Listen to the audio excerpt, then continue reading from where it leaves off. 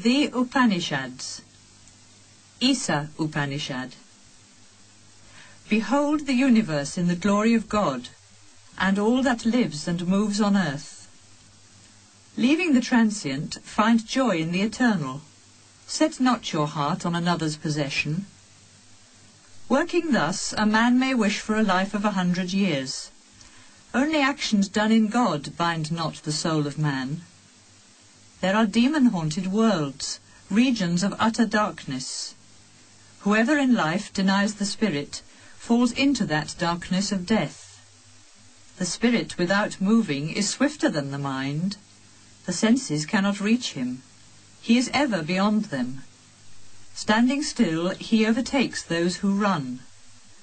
To the ocean of his being, the spirit of life leads the streams of action. He moves and he moves not. He is far and he is near. He is within all and he is outside all. Who sees all beings in his own self, and his own self in all beings, loses all fear. When a sage sees this great unity, and his self has become all beings, what delusion and what sorrow can ever be near him? The spirit filled all with his radiance. He is incorporeal and invulnerable, pure and untouched by evil. He is the supreme seer and thinker, immanent and transcendent. He placed all things in the path of eternity. Into deep darkness fall those who follow action. Into deeper darkness fall those who follow knowledge. One is the outcome of knowledge, and another is the outcome of action. Thus we have heard from the ancient sages who explained this truth to us. He who knows both knowledge and action, with action overcomes death, and with knowledge reaches immortality. Into deep darkness fall those who follow the immanent. Into deeper darkness fall those who follow the transcendent. One is the outcome of the transcendent, and another is the outcome of the immanent. Thus have we heard from the ancient sages who explained this truth to us. He who knows both the transcendent and the immanent, with the immanent overcomes death, and with the transcendent reaches immortality. The face of truth remains hidden behind a circle of gold. Unveil it, O God of light, that I who love the true may see. O life-giving Sun, offspring of the Lord of creation, solitary seer of heaven, spread thy light and withdraw thy blinding splendour, that I may behold thy radiant form. That spirit far away within thee is my inmost spirit. May life go to immortal life, and the body go to ashes. Om. O my soul, remember past strivings. Remember. O my soul, remember past strivings. Remember. By the path of good, lead us to final bliss. O fire divine, thou God who knowest all ways, deliver us from wandering evil. Prayers and adoration we offer unto thee.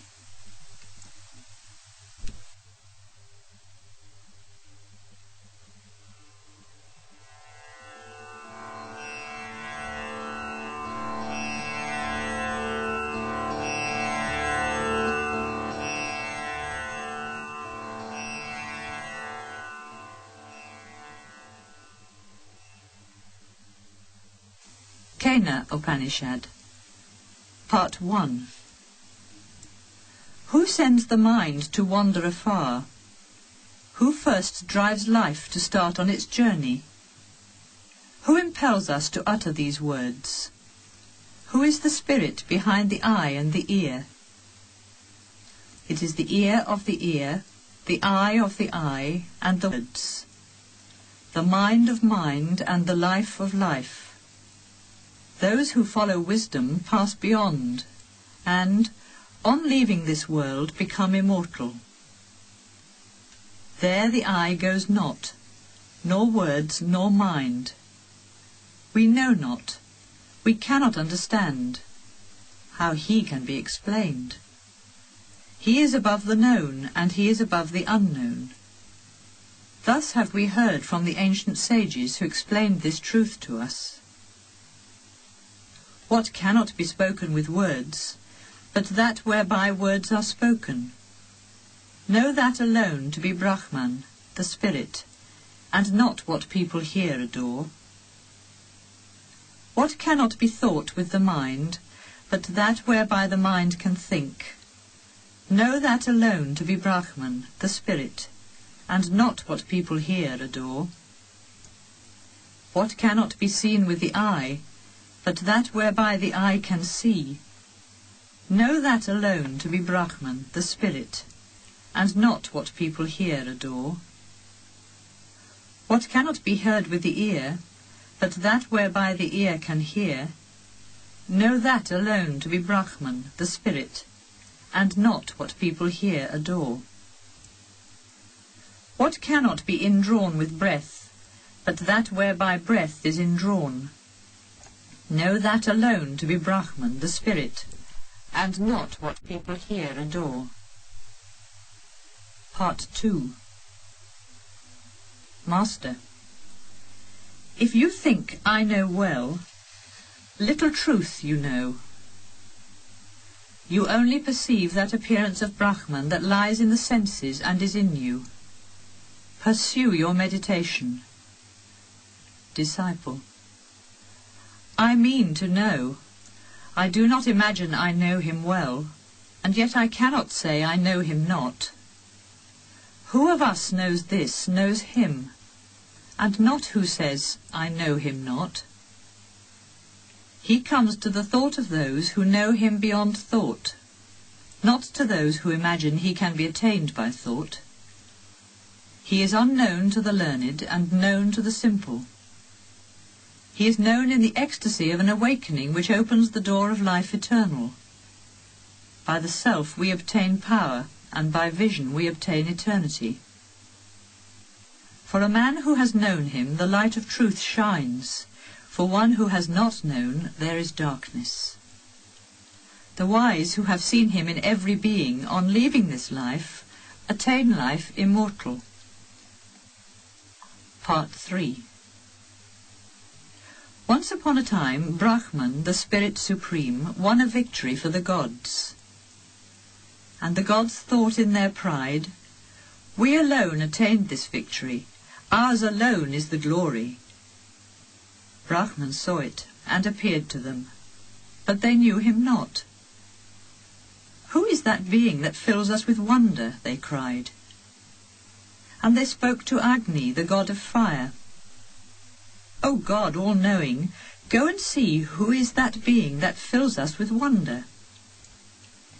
Agni ran towards him, and Brahman asked, Who are you? I am the god of fire, he said, the god who knows all things. What power is in you? Asked Brahman. I can burn all things on earth. And Brahman placed a straw before him, saying, Burn this. The god of fire strove with all his power, but was unable to burn it. He then returned to the other gods and said, I could not find out who was that being that fills us with wonder. Then they spoke to Vayu, the god of the air. O Vayu, go and see who is that being that fills us with wonder. Vayu ran towards him, and Brahman asked, Who are you? I am Vayu, the god of the air, he said. Matarisvan, the air that moves in space. What power is in you? Asked Brahman. In a whirlwind I can carry away all there is on earth. And placed a straw before him, saying, Blow this away. The god of the air strove with all his power, but was unable to move it. He returned to the other gods and said, I could not find out who was that being that fills us with wonder. Then the gods spoke to Indra, the god of thunder. O giver of earthly goods, go and see who is that being that fills us with wonder. and Indra ran toward Brahman, the Spirit Supreme. But he disappeared. Then in the same region of the sky the god saw a lady of radiant beauty. She was Uma, divine wisdom, the daughter of the mountains of snow. "Who is that being that fills us with wonder?" he asked. Part 4. "He is Brahman, the Spirit Supreme," she answered. "Rejoice in him, since through him you attained the glory of victory." And the gods Agni, Vayu and Indra excelled the other gods, for they were the first that came near Brahman, and they first knew he was the Spirit Supreme. And thus Indra, the god of thunder, excelled all other gods, for he came nearest to Brahman, and he first knew that he was the Spirit Supreme. Concerning whom it is said, "He is seen in nature in the wonder of a flash of lightning. He comes to the soul in the wonder of a flash of vision. His name is Tadvanam, which translated means the end of love-longing. As Tadvanam, he should have adoration. All beings will love such a lover of the Lord." Master: You asked me to explain the Upanishad, the sacred wisdom. The Upanishad has been explained to you. In truth, I have been telling you the sacred teaching concerning Brahman.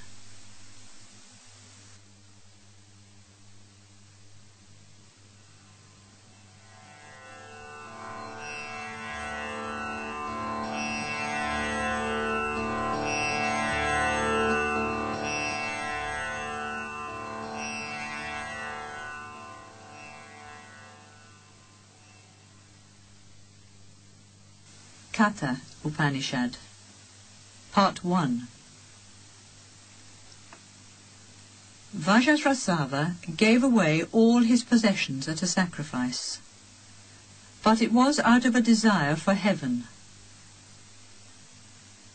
He had a son called Nachiketas, who, although he was only a boy, had a vision of faith when the offerings were given, and thus he thought, "This poor offering of cows that are too old to give milk and too weak to eat grass or drink water must lead to a world of sorrow."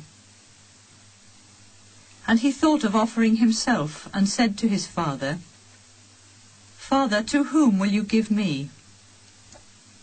He asked once, and twice, and 3 times. And then his father answered in anger, "I will give you to death." Nachiketas: "At the head of many I go, and I go in the midst of many. What may be the work of death that today must be done through me? Remember how the men of old passed away, and how those of days to come will also pass away. A mortal ripens like corn, and like corn he is born again." Nachiketas had to wait 3 nights without food in the abode of Yama, the god of death. A voice: "As the spirit of fire, a Brahmin comes to a house. Bring the offering of water, O god of death." How unwise is the man who does not give hospitality to a Brahmin. He loses his future hopes, his past merits, his present possessions, his sons, and his all. Death: "Since you have come as a sacred guest to my abode, and you have had no hospitality for 3 nights, choose then 3 boons. Nachiketas: "May my father's anger be appeased, and may he remember me and welcome me when I return to him. Let this be my first boon." Death: By my power your father will remember you and love you as before, and when he sees you free from the jaws of death, sweet will be his sleep at night. Nachiketas. There is no fear in heaven, old age and death are not there. The good, beyond both, rejoice in heaven, beyond hunger and thirst and sorrow. And those in heaven attain immortality. You know, O death, that sacred fire which leads to heaven.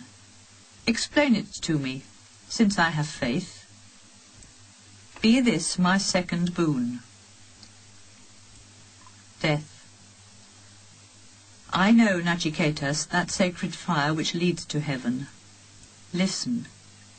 That fire which is the means of attaining the infinite worlds, and is also their foundation, is hidden in the sacred place of the heart.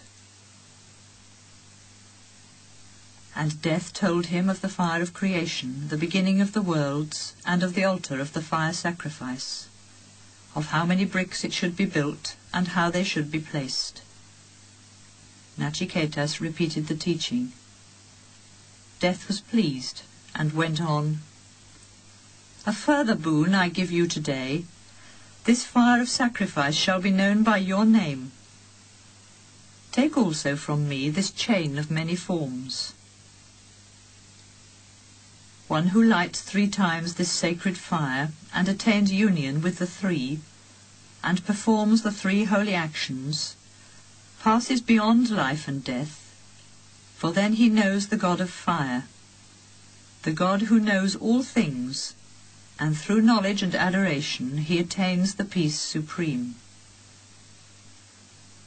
He who, knowing the 3, builds up the altar of fire sacrifice, and performs 3 times the sacrifice of Nachiketas, casts off the bonds of death, and passing beyond sorrow, finds joy in the regions of heaven. This is the fire that leads to heaven which you chose as the second gift. Men will call it the fire sacrifice of Nachiketas. Choose now the third boon. Nachiketas. When a man dies, this doubt arises. Some say he is, and some say he is not. Teach me the truth. Death. Even the gods had this doubt in times of old, for mysterious is the law of life and death. Ask for another boon. Release me from this. Nachiketas. This doubt indeed arose even to the gods, and you say, O Death, that it is difficult to understand. But no greater teacher than you can explain it, and there is no other boon so great as this. Death. Take horses and gold and cattle and elephants. Choose sons and grandsons that shall live 100 years. Have vast expanses of land, and live as many years as you desire. Or choose another gift that you think equal to this, and enjoy it with wealth and long life. Be a ruler of this vast earth. I will grant you all your desires. Ask for any wishes in the world of mortals, however hard to obtain. To attend on you, I will give you fair maidens with chariots and musical instruments. But ask me not, Nachiketas, the secrets of death. Nachiketas. All these pleasures away, O end of all. They weaken the power of life. And indeed, how short is all life. Keep thy horses and dancing and singing. Man cannot be satisfied with wealth. Shall we enjoy wealth with you in sight? Shall we live whilst you are in power? I can only ask for the boon I have asked. When a mortal here on earth has felt his own immortality, how could he wish for a long life of pleasures, for the lust of deceitful beauty? Solve then the doubt as to the great beyond. Grant me the gift that unveils the mystery. This is the only gift Nachiketas can ask. Part 2. Death. There is the path of joy and there is the path of pleasure.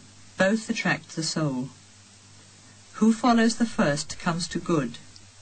Who follows pleasure reaches not the end. The two paths lie in front of man. Pondering on them, the wise man chooses the path of joy. The fool takes the path of pleasure. You have pondered, Nachiketas, on pleasures, and you have rejected them. You have not accepted that chain of possessions wherewith men bind themselves, and beneath which they sink. There is the path of wisdom and the path of ignorance. They are far apart and lead to different ends. You are, Nachiketas, a follower of the path of wisdom. Many pleasures tempt you not. Abiding in the midst of ignorance, thinking themselves wise and learned, fools go aimlessly hither and thither, like blind led by the blind. What lies beyond life shines not to those who are childish or careless or deluded by wealth. This is the only world, there is no other, they say, and thus they go from death to death. Not many hear of him, and of those not many reach him. Wonderful is he who can teach about him, and wise is he who can be taught. Wonderful is he who knows him when taught. He cannot be taught by one who has not reached him, and he cannot be reached by much thinking. The way to him is through a teacher who has seen him. He is higher than the highest thoughts, in truth above all thought. This sacred knowledge is not attained by reasoning, but it can be given by a true teacher. As your purpose is steady, you have found him. May I find another pupil like you. I know that treasures pass away, and that the eternal is not reached by the transient. I have thus laid the fire of sacrifice of Nachiketas, and by burning in it the transient, I have reached the eternal. Before your eyes have been spread, Nachiketas, the fulfillment of all desire, the dominion of the world, the eternal reward of ritual, the shore where there is no fear, the greatness of fame and boundless space. With strength and wisdom you have renounced them all. When the wise rests his mind in contemplation on our God beyond time, who invisibly dwells in the mystery of things and in the heart of man, then he rises above pleasures and sorrow. When a man has heard and has understood, and, finding the essence, reaches the inmost, then he finds joy in the source of joy. Nachiketas is a house open for thy Atman, thy God. Nachiketas, tell me what you see beyond right and wrong, beyond what is done or not done, beyond past and future. Death. I will tell you the word that all the Vedas glorify, all self-sacrifice expresses, all sacred studies and holy life seek. That word is Om. That word is the everlasting Brahman. That word is the highest end. When that sacred word is known, all longings are fulfilled. It is the supreme means of salvation. It is the help supreme. When that great word is known, one is great in the heaven of Brahman. Atman, the spirit of vision, is never born and never dies. Before him there was nothing, and he is one for evermore. Never born and eternal. Beyond times gone or to come, he does not die when the body dies. If the slayer thinks that he kills, and if the slain thinks that he dies, neither knows the ways of truth. The eternal in man cannot kill. The eternal in man cannot die.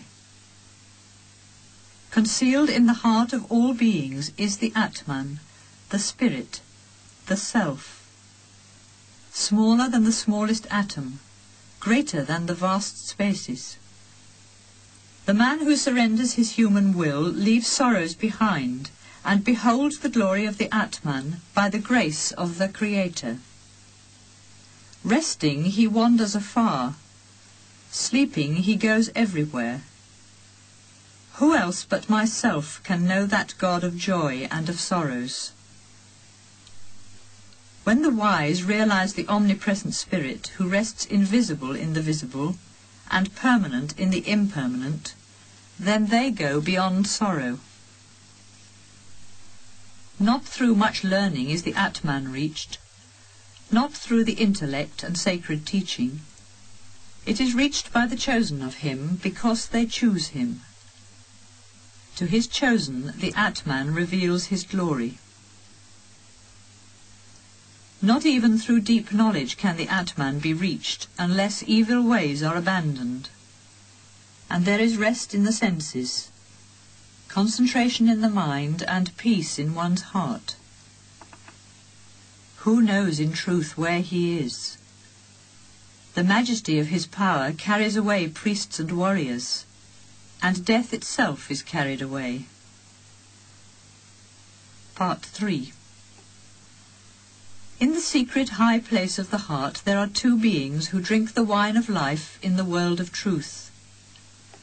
Those who know Brahman, those who keep the 5 sacred fires, and those who light the threefold fire of Nachiketas, call them light and shade. May we light the sacred fire of Nachiketas, the bridge to cross to the other shore where there is no fear, the supreme everlasting spirit. Know the Atman as lord of a chariot, and the body as the chariot itself. Know that reason is the charioteer, and the mind indeed is the reins. The horses, they say, are the senses, and their paths are the objects of sense. When the soul becomes one with the mind and the senses, he is called one who has joys and sorrows. He who has not right understanding, and whose mind is never steady, is not the ruler of his life, like a bad driver with wild horses. But he who has right understanding, and whose mind is ever steady, is the ruler of his life, like a good driver with well-trained horses. He who has not right understanding is careless and never pure, reaches not the end of the journey, but wanders on from death to death. But he who has understanding is careful and ever pure, reaches the end of the journey, from which he never returns. The man whose chariot is driven by reason, who watches and holds the reins of his mind, reaches the end of the journey, the supreme everlasting spirit. Beyond the senses are their objects, and beyond the objects is the mind. Beyond the mind is pure reason, and beyond reason is the spirit in man. Beyond the spirit in man is the spirit of the universe, and beyond is Purusha, the spirit supreme. Nothing is beyond Purusha. He is the end of the path. The light of the Atman, the spirit, is invisible, concealed in all beings. It is seen by the seers of the subtle, when their vision is keen and is clear. The wise should surrender speech in mind, mind in the knowing self in the spirit of the universe, and the spirit of the universe in the spirit of peace. Awake, arise, strive for the highest, and be in the light. Sages say the path is narrow and difficult to tread, narrow as the edge of a razor. The Atman is beyond sound and form, without touch and taste and perfume. It is eternal, unchangeable, and without beginning or end. Indeed, above reasoning. When consciousness of the Atman manifests itself, man becomes free from the jaws of death. The wise who can learn and can teach this ancient story of Nachiketas, taught by Yama, the god of death, find glory in the world of Brahman. He who, filled with devotion, recites this supreme mystery at the gathering of Brahmins, or at the ceremony of the Sraddha for the departed, prepares for eternity. He prepares in truth for eternity. Part 4. The Creator made the senses outward-going. They go to the world of matter outside, not to the spirit within. But a sage who sought immortality looked within himself and found his own soul.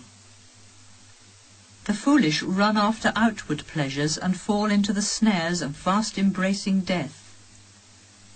But the wise have found immortality, and do not seek the eternal in things that pass away. This by which we perceive colours and sounds, perfumes and kisses of love, by which alone we attain knowledge, by which verily we can be conscious of anything. This in truth is that. When the wise knows that it is through the great and omnipresent spirit in us that we are conscious in waking or in dreaming, then he goes beyond sorrow. When he knows the Atman, the self, the inner life, who enjoys like a bee the sweetness of the flowers of the senses, the Lord of what was and of what will be, then he goes beyond fear. This in truth is that. The God of creation, who in the beginning was born from the fire of thought before the waters were, who appeared in the elements and rests, having entered the heart, this in truth is that. The goddess of infinity, who comes as a life power, and nature, who was born from the elements and rests, having entered the heart, this in truth is that. Agni, the all-knowing god of fire, hidden in the 2 friction fire sticks of the holy sacrifice, as a seed of life in the womb of a mother, who receives the morning adoration of those who follow the path of light or the path of work. This in truth is that. Whence the rising sun does come, and into which it sets again, wherein all the gods have their birth, and beyond which no man can go, this in truth is that. What is here is also there, and what is there is also here. Who sees the many, and not the one, wanders on from death to death. Even by the mind this truth is to be learned. There are not many, but only one. Who sees variety and not the unity, wanders on from death to death. The soul dwells within us, a flame the size of a thumb. When it is known as the Lord of the future, then ceases all fear. This in truth is that. Like a flame without smoke, the size of a thumb, is the soul, the Lord of the past and the future, the same both today and tomorrow. This in truth is that. As water raining on a mountain ridge runs down the rocks on all sides, so the man who only sees variety of things runs after them on all sides. But as pure water raining on pure water becomes one and the same, so becomes, O Nachiketas, the soul of the sage who knows. Part 5. The pure eternal spirit dwells in the castle of 11 gates of the body. By ruling this castle, man is free from sorrows, and, free from all bondage, attains liberation. In space he is the sun, and he is the wind and the sky. At the altar he is the priest, and the soma wine in the jar. He dwells in men and in gods, in righteousness and in the vast heavens. He is in the earth and the waters and in the rocks of the mountains. He is truth and power. The powers of life adore that God who is in the heart, and he rules the breath of life, breathing in and breathing out. When the ties that bind the spirit to the body are unloosed, and the spirit is set free, what remains then? This in truth is that. A mortal lives not through the breath that flows in and that flows out. The source of his life is another, and this causes the breath to flow. I will now speak to you of the mystery of the eternal Brahman, and of what happens to the soul after death. The soul may go to the womb of a mother, and thus obtain a new body.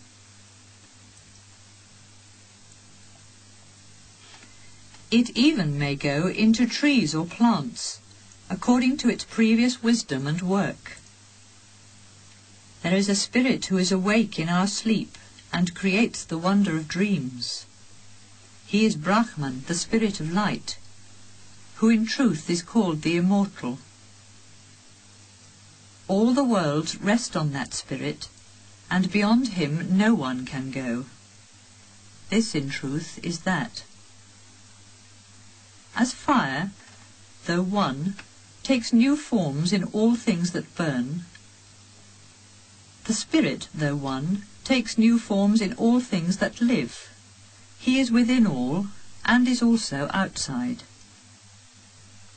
As the wind, though one, takes new forms in whatever it enters, the spirit, though one, takes new forms in all things that live. He is within all, and is also outside. As the sun that beholds the world is untouched by earthly impurities, so the spirit that is in all things is untouched by external sufferings. There is one ruler, the spirit that is in all things, who transforms his own form into many. Only the wise who see him in their souls attain the joy eternal. He is the eternal among things that pass away, pure consciousness of conscious beings, the one who fulfills the prayers of many.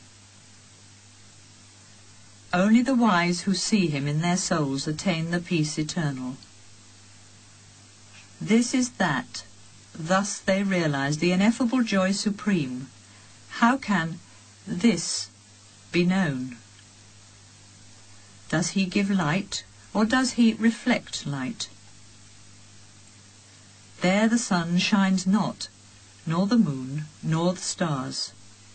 Lightnings shine not there, and much less earthly fire.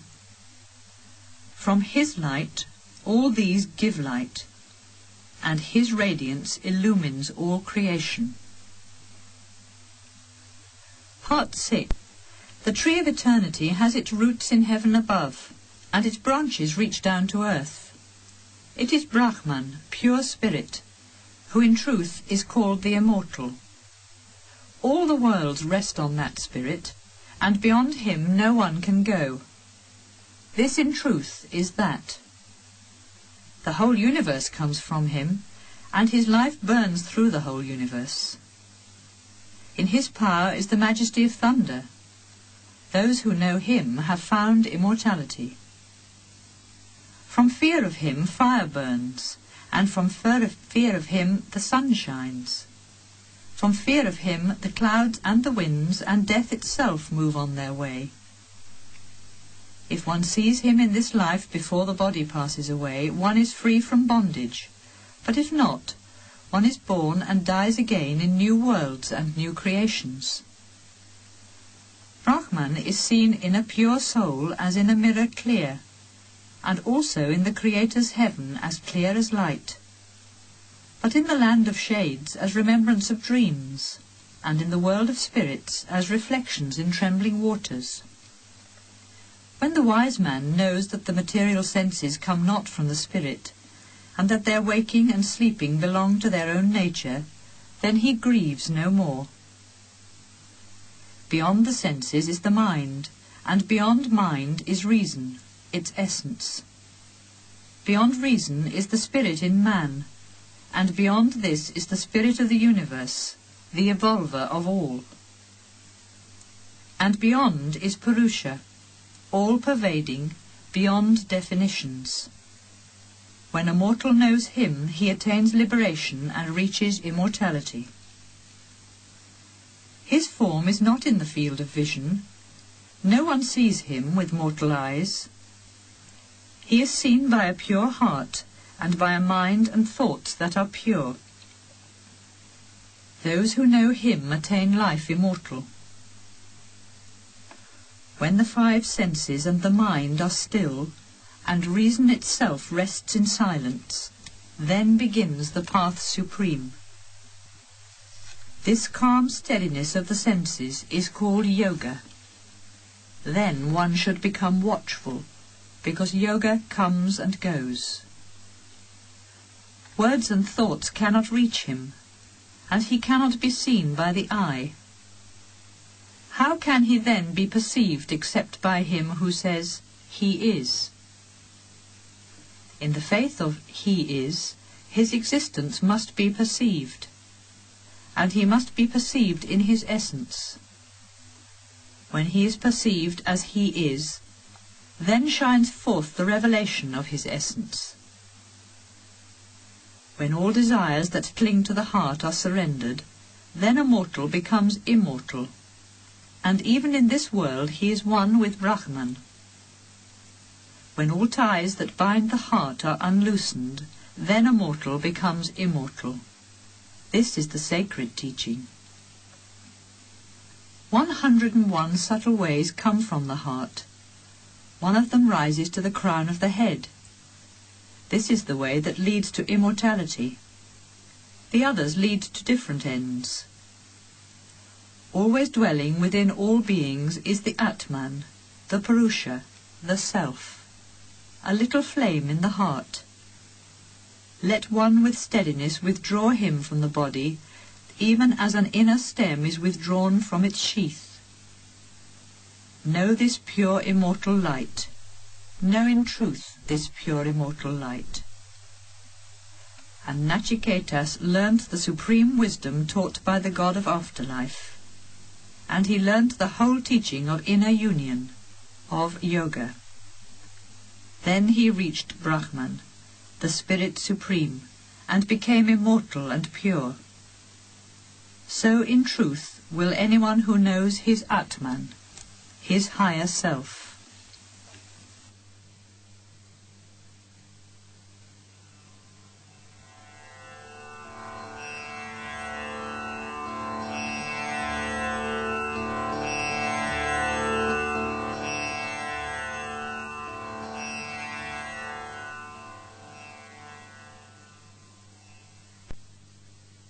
Prashna Upanishad. First question.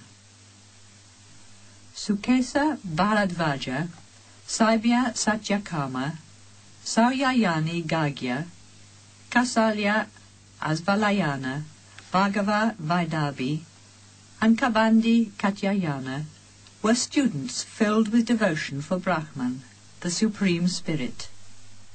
Their minds rested on Brahman, and they were in search of the highest Brahman. Once they said, "The holy Pipalada can explain all the sacred teaching." And thus thinking, they approached him, bringing as a sign of reverence fuel for the sacred fire. The sage said to them, "Remain another year in steadiness, purity and faith. Ask then anything you desire, and if I know, I will tell you all." When the time came, Kabandi Katyayana approached the sage and said, "Master, whence came all created beings?" The sage replied, "In the beginning the Creator longed for the joy of creation. He remained in meditation, and then came Rayi, matter, and Prana, life. These two, thought he, will produce beings for me. The sun is life, and the moon is matter. All that has form, solid or subtle, is matter. Therefore, form is matter. When the rising morning sun enters the eastern skies, then he bathes in his light all life that is in the east. And then the south and the west and the north, and all the sky are illumined by that light that gives life to all that lives. Thus rises the sun as fire, as life in its infinite variety. It was said in a verse of the Rig Veda, "The sun is rising in golden radiance, the sun of 1,000 rays, in 100 regions abiding. The God omniscient, the aim of all prayers, the light and fire supreme, the infinite life of all beings. The Lord of creation is in truth the time of the year. This has two paths, the way of the south and the way of the north. Those who worship thinking, 'We have done sacrifices and pious works,' attain only the regions of the moon and return to life and death.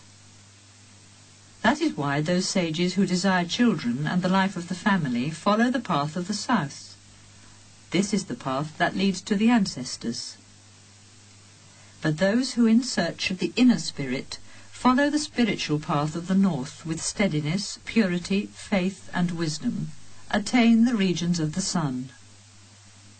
And there is the ocean of life, the refuge supreme, the land of immortality where there is no fear. From there they do not return again. It is the end of the journey."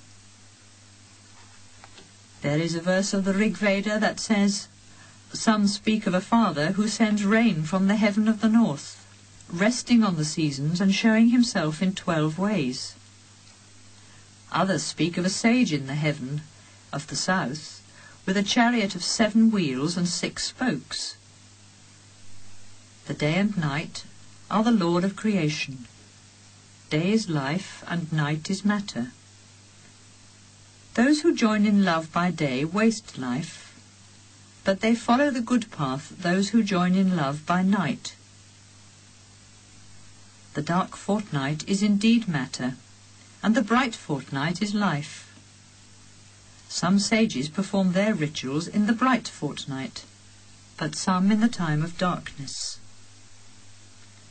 Food is in truth the Lord of creation. From food seed is produced, and from this beings are born. Those who obey the law of the Lord of creation, they in turn become creators and like him produce a pair. They attain the pale regions of the moon. But those in whom there is no deceit, untruth or bad faith, who live in steadiness, purity and truth, theirs are the radiant regions of the sun." Then Bhargava Vaidabi asked, "Master, what are the powers that keep the union of a being? How many keep burning the lamps of life? And which amongst them is supreme?" The sage replied, "The powers are space, air, fire, water and earth, and voice, mind, the eye and the ear. These powers light the lamps of life and say, 'We keep the union of this being, and we are its foundation.' But life, the power supreme, said to them, 'Do not fall into delusion. It is I, in my 5-fold division, keep the union of this being, and I am its foundation.' But they believed him not. Life was offended and rose aloft to leave the body, and all the powers of life had to rise, and, life coming again to rest, all the powers had to rest. As when a queen bee arises, all the bees with her arise, and when she comes to rest again, then all again come to rest. Even so it happened to the powers of the voice, the mind, the eye, and the ear. The powers then understood and sang in joy this song of life. Life is the fire that burns, and is the sun that gives light. Life is the wind and the rain, and the thunder in the sky. Life is matter and is earth, what is and what is not, and what beyond is in eternity. On life all things are resting, as spokes in the centre of a wheel. On life are resting the Vedas and prayers and warriors and priests. To thee, resting with thy powers, O life, all beings offer adoration. As Lord of creation, thou movest in the womb of the mother, thence to be reborn. Thou art the chief bearer of gifts to the gods, the first offering made to the departed. Thou art the poetry of the seers, the truth of ancient sages. Thou art Rudra, the god of protection. Thou art Indra in thy radiance, O life. As the sun that wanders in heaven, thou art Lord of all heavenly lights. When the rain pours down from heaven, O life, all thy creatures rejoice, and they say, food for us shall be in abundance. Thou art pure, O life, supreme seer, Lord and consumer of all. We, the givers of what thou enjoyest, thou, our Father, the breath of all life. Be favourable unto us, O life, with that invisible form of thine, which is in the voice, the eye, and the ear, and which lives in the mind. Go not from us. In thy power is all this world, and even the third most sacred heaven. As a mother her child, protect us, O life. Give us glory and give us wisdom. Third question. Then Kausalya Asvalayana asked, Master, this life, whence does it arise? How does it come to this body? How, after diffusing itself, does it abide here? How does it leave the body? How does it sustain the universe without and the universe within? The sage replied, Great are the questions you ask from me, but you are a great lover of Brahman. I will answer. Life comes from the spirit. Even as a man casts a shadow, so the spirit casts the shadow of life. And as a shadow of former lives, a new life comes to this body. As when a ruler commands his officials and appoints them cities to be ruled in his name, even so prana, the power of life, rules the other living powers of the body. Apana rules its lower regions. Prana itself lives in the eye and the ear, and moves through the nose and the mouth. Samana rules the middle regions, and distributes the life-giving offering of food. From Samana come the 7 flames. In the heart dwells the Atman, the Self. It is the centre of 101 little channels. From each one of them come 100 channels more. 72,000 smaller channels branch from each one of these. In all these millions of little channels moves the power of Vayana. Rising by one of them, the living power of Udana leads to the heaven of purity by good actions, to the hell of evil by evil actions, and if by both again, to this land of man. The sun is prana, the life of this universe, and he rises giving joy to the life in human eyes. The divinity of the earth rules the lower regions of Apana. Between the sun and the earth there is space or samana. Air is Vayana. Fire is Udana. When that fire of life is gone, senses are absorbed in mind, and man comes to life again. His last thoughts lead him to prana, and accompanied by the living fire of Udana, and led by Atman, the spirit himself, he goes to the regions deserved and desired in imagination. He who thus knows the meaning of life, his offspring never dies and attains life everlasting. There is a verse that says, "He who knows the rising of life and how it comes to the body, how it abides there in its fivefold division, and knows its relation to the inner spirit, enjoys eternal life, in truth enjoys eternal life." Fourth question. Then Sauyayani Gagya asked, "Master, how many powers sleep in man, and how many remain awake?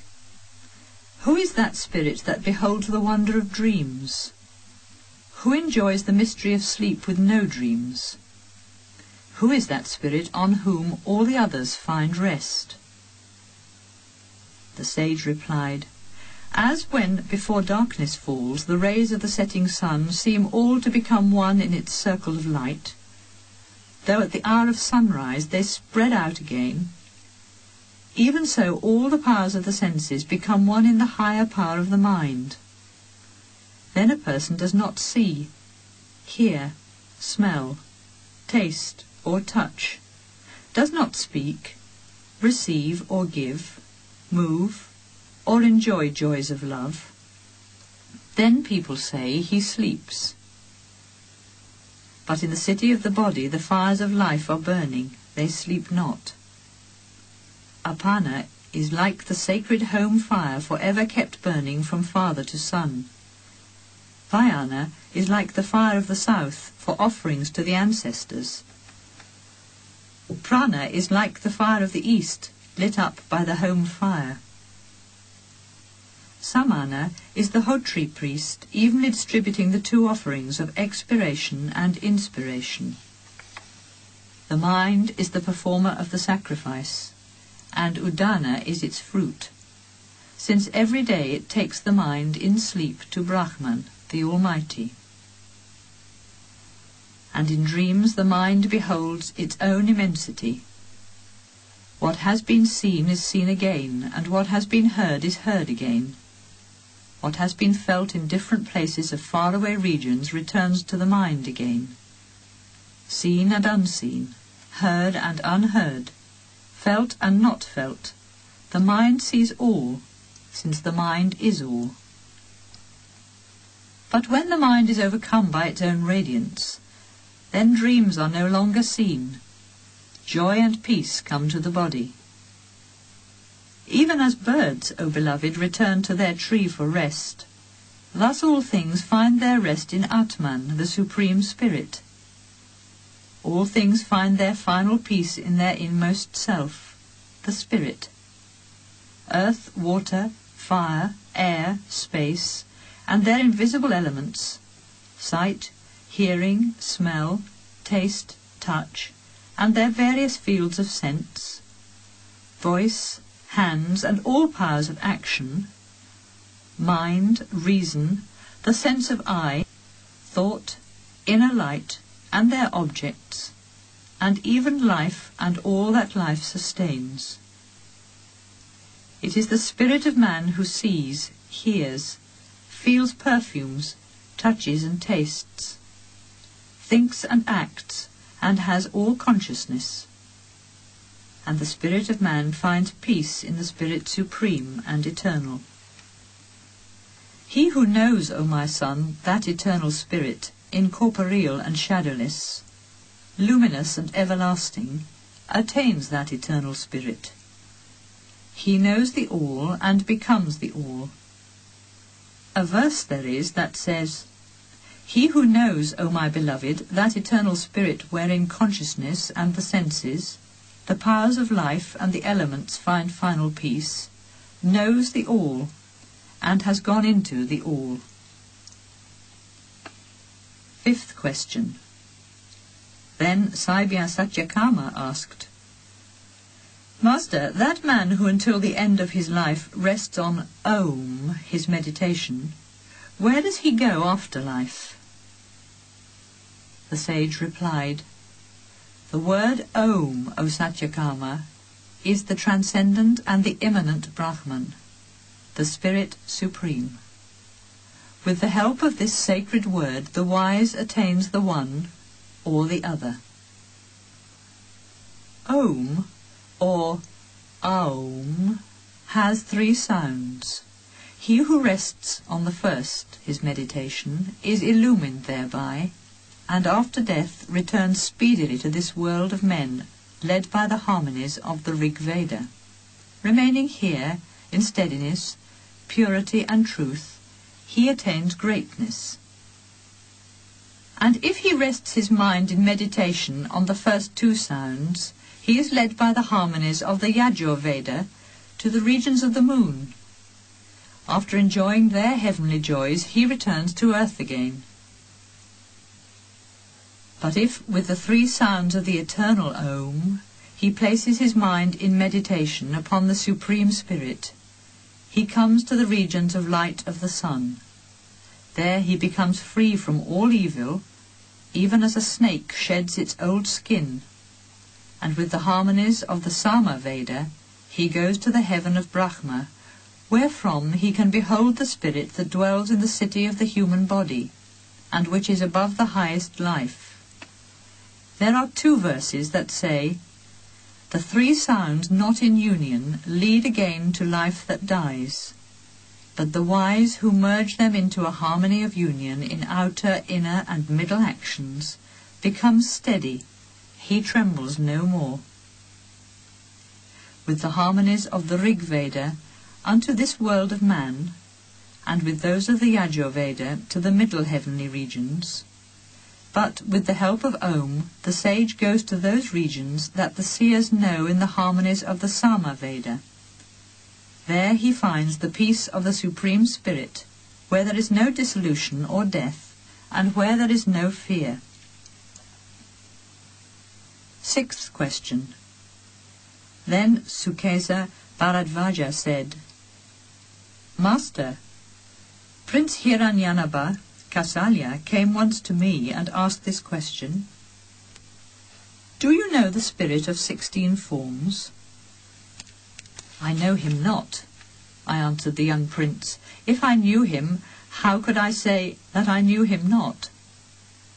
For he who speaks untruth withers like a tree to the roots.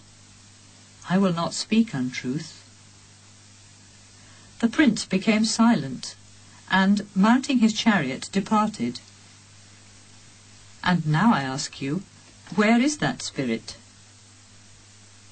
The sage replied, "O my son, the spirit in whom 16 forms arise is here within this body." The spirit thought, "In whose going out shall I go out? And in whose staying shall I stay?"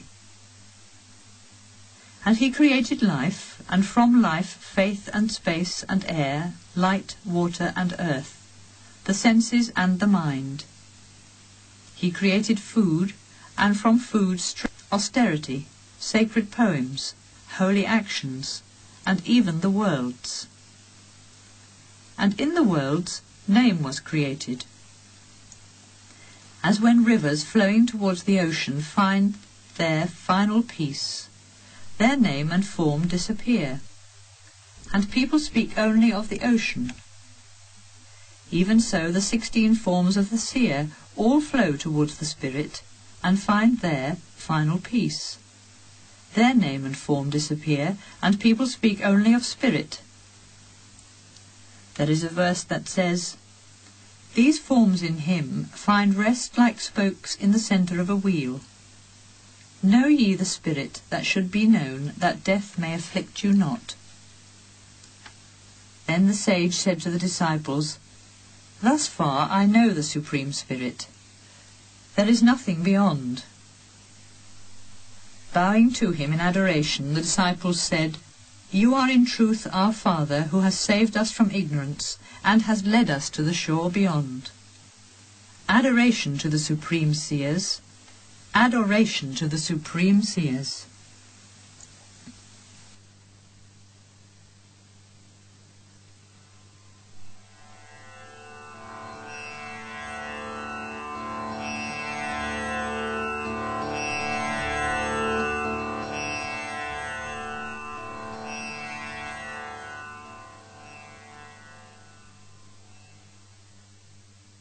Mundaka Upanishad. Part 1, Chapter 1. Brahma was before the gods were, the creator of all, the guardian of the universe. The vision of Brahman, the foundation of all wisdom, he gave in revelation to his firstborn son, Atavan. That vision and wisdom of Brahman given to Atavan, he in olden times revealed to Angira, and Angira gave it to Satyava, who in succession revealed it to Angiras. Now there was a man whose name was Saunaka, owner of a great household, who approaching one day Angiras with reverence, asked him this question: Master, what is that which, when known, all is known? The master replied, Sages say that there are two kinds of wisdom, the higher and the lower. The lower wisdom is in the 4 sacred Vedas, and in the 6 kinds of knowledge that help to know, to sing, and to use the Vedas. Definition and grammar, pronunciation and poetry, ritual and the signs of heaven. But the higher wisdom is that which leads to the eternal. He is beyond thought and invisible, beyond family and colour. He has neither eyes nor ears. He has neither hands nor feet. He is everlasting and omnipresent, infinite in the great and infinite in the small. He is the eternal whom the sages see as the source of all creation. Even as a spider sends forth and draws in its thread, even as plants arise from the earth and hairs from the body of man, even so the whole creation arises from the eternal. By tapas, the power of meditation, Brahman attains expansion, and then comes primeval matter. And from this comes life and mind, the elements, and the worlds, and the immortality of ritual action. From that spirit who knows all and sees all, whose tapas is pure vision, from him comes Brahma, the creator, name and form and primal matter. Chapter 2. This is the truth. The actions of devotion that sages heard in sacred verses were told in many ways in the 3 Vedas. Perform them always, O lovers of the true. They are your path of holy action in this world. When the flames of the sacred fire are rising, place then in faith the sacred offerings. If at the sacred fire of Agni-Hotra no heed is new moon, or of the full moon, or of the seasons of the year, or of the first fruits of spring, if no guests are present, if the offering of the sacrifice is left undone or not done according to rule, or the offering to all the gods is forgotten, then the offerer does not attain the reward of the 7 worlds. The dancing flames of the sacred fire are 7. The black, the terrific, that which is swift as the mind, that which is dark with smoke, the deep red, the spark blazing, and the luminous omniformed flame. If a man begins his sacrifice when the flames are luminous, and considers for the offerings the signs of heaven, then the holy offerings lead him on the rays of the sun, where the Lord of all gods has his high dwelling.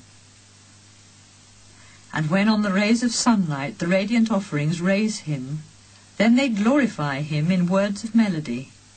Welcome, they say, welcome here. Enjoy the heaven of Brahma, won by pure, holy actions. But unsafe are the boats of sacrifice to go to the farthest shore. Unsafe are the 18 books where the lower actions are explained. The unwise who praise them as the highest end go to old age and death again. Abiding in the midst of ignorance, but thinking themselves wise and learned, fools aimlessly go hither and thither, like blind led by the blind. Wandering in the paths of unwisdom, We have attained the end of life, think the foolish. Clouds of passion conceal to them the beyond, and sad is their fall when the reward of their pious actions has been enjoyed. Imagining religious ritual and gifts of charity as the final good, the unwise see not the path supreme.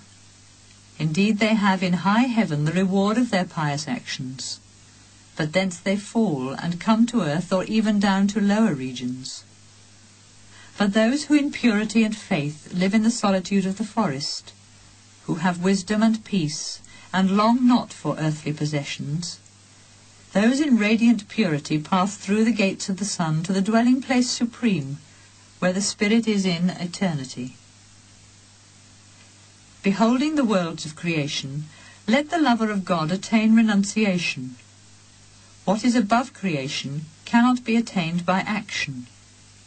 In his longing for divine wisdom, let him go with reverence to a teacher, in whom live the sacred words, and whose soul has peace in Brahman. To a pupil who comes with mind and senses in peace, the teacher gives the vision of Brahman, of the spirit of truth and eternity. Part 2. Chapter 1. This is the truth. As from a fire of flame thousands of sparks come forth, even so from the Creator an infinity of beings have life, and to him return again. But the spirit of light above form, never born, within all, outside all, is in radiance above life and mind, and beyond this creation's Creator. From him comes all life and mind, and the senses of all life. From him comes space and light, air and fire and water, and this earth that holds us all. The head of his body is fire, and his eyes the sun and the moon. His ears the regions of heaven, and the sacred Vedas his word. His breath is the wind that blows, and this whole universe is his heart. This earth is his footstool. He is the spirit that is in all things. From him comes the sun, and the source of all fire is the sun. From him comes the moon, and from this comes the rain, and all herbs that grow upon earth. And man comes from him, and man unto woman gives seed. And thus an infinity of beings come from the Spirit Supreme. The verses of the Rig Veda, and songs of the Sama Veda, prayers of the Yajur Veda, and rites of initiation, sacrifices and offerings and gifts, the offerer of the sacrifice, the year, and the world purified by the light from the sun and the moon, all come from the Spirit. From him the oceans and mountains, and all rivers come from him, and all herbs, and the essence of all whereby the inner spirit dwells with the elements, all come from him. The Spirit, in truth, is all. Action, and the power of tapas, and Brahma, the Creator, and immortality. He who knows him dwelling in the secret place of the heart cuts asunder the bonds of ignorance, even in this human life. Chapter 2. Radiant in his light, yet invisible in the secret place of the heart, the Spirit is the supreme abode wherein dwells all that moves and breathes and sees. Know him as all that is, and all that is not, the end of love-longing, beyond understanding, the highest in all beings. He is self-luminous and more subtle than the smallest, but in him rest all the worlds and their beings. He is the everlasting Brahman, and he is life, and word and mind. He is truth and life immortal. He is the goal to be aimed at. Attain that goal, O my son. Take the great bow of the Upanishads, and place in it an arrow sharp with devotion. Draw the bow with concentration on him, and hit the centre of the mark, the same everlasting Spirit. The bow is the sacred Om, and the arrow is our own soul. Brahman is the mark of the arrow, the aim of the soul. Even as an arrow becomes one with its mark, let the watchful soul be one in him. In him are woven the sky and the earth and all the regions of the air, and in him rest the mind and all the powers of life. Know him as the one, and leave aside all other words. He is the bridge of immortality. Where all the subtle channels of the body meet, like spokes in the centre of a wheel, there he moves in the heart and transforms his one form unto many. Upon Om, Atman, yourself, place your meditation. Glory unto you in your faraway journey beyond darkness. He who knows all and sees all, and whose glory the universe shows, dwells as the spirit of the divine city of Brahman in the region of the human heart. He becomes mind and drives on the body and life, draws power from food, and finds peace in the heart. There the wise find him as joy and light and life eternal. And when he is seen in his immanence and transcendence, then the ties that have bound the heart are unloosened, the doubts of the mind vanish, and the law of karma works no more. In the supreme golden chamber is Brahman indivisible and pure. He is the radiant light of all lights, and this knows he who knows Brahman. There the sun shines not, nor the moon, nor the stars. Lightnings shine not there, and much less earthly fire. From his light all these give light, and his radiance illumines all creation. Far spreading before and behind, and right and left, and above and below, is Brahman, the spirit eternal. In truth, Brahman is all. Part 3, Chapter 1. There are two birds, two sweet friends, who dwell on the selfsame tree. The one eats the fruits thereof, and the other looks on in silence. The first is the human soul, who, resting on that tree, though active, feels sad in his unwisdom. But on beholding the power and glory of the higher spirit, he becomes free from sorrow. When seer beholds in golden glory the Lord, the Spirit, the creator of the God of creation, then he leaves good and evil behind, and in purity he goes to the unity supreme. In silent wonder the wise see him as the life flaming in all creation. This is the greatest seer of Brahman, who, doing all his work as holy work, in God, in Atman, in the Self, finds all his peace and joy. This Atman is attained by truth and tapas, whence come true wisdom and chastity. The wise who strive and who are pure see him within the body, in his pure glory and light. Truth obtains victory, not untruth. Truth is the way that leads to the regions of light. Sages travel therein free from desires, and reach the supreme abode of truth. He is immeasurable in his light, and beyond all thought, and yet he shines smaller than the smallest. Far, far away is he, and yet he is very near, resting in the inmost chamber of the heart. He cannot be seen by the eye, and words cannot reveal him. He cannot be reached by the senses, or by austerity or sacred actions. By the grace of wisdom and purity of mind, he can be seen indivisible in the silence of contemplation. This invisible Atman can be seen by the mind, wherein the five senses are resting. All mind is woven with the senses, but in a pure mind shines the light of the self. Whatever regions the pure in heart may see in his mind, whatever desires he may have in his heart, he attains those regions and wins his desires. Let one who wishes for success reverence the seers of the spirit. Chapter 2. Then he knows the supreme dwelling of Brahman, wherein the whole universe shines in radiance. The wise who, free from desires, adore the spirit, pass beyond the seed of life in death. A man whose mind wanders among desires and is longing for objects of desire goes again to life and death according to his desires. But he who possesses the end of all longing, and whose self has found fulfillment, even in this life his desires will fade away. Not through much learning is the Atman reached, not through the intellect or sacred teaching. He is reached by the chosen of him. To his chosen the Atman reveals his glory.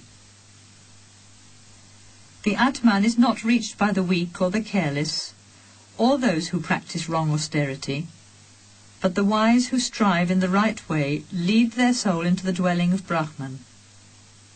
Having reached that place supreme, the seers find joy in wisdom, their souls have fulfillment, their passions have gone, they have peace. Filled with devotion, they have found the spirit in all and go into the all. Those ascetics who know well the meaning of the Vedanta, whose minds are pure by renunciation, at the hour of departing find freedom in the regions of Brahman, and attain the supreme everlasting life.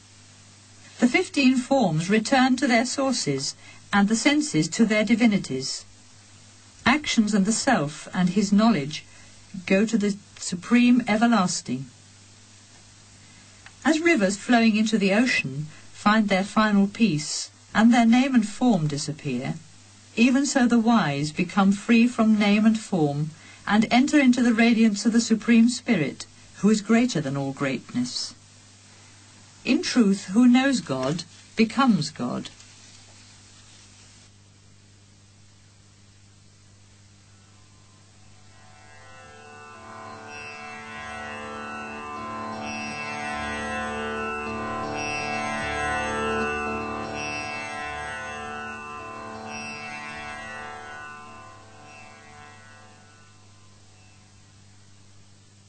Mandukya Upanishad.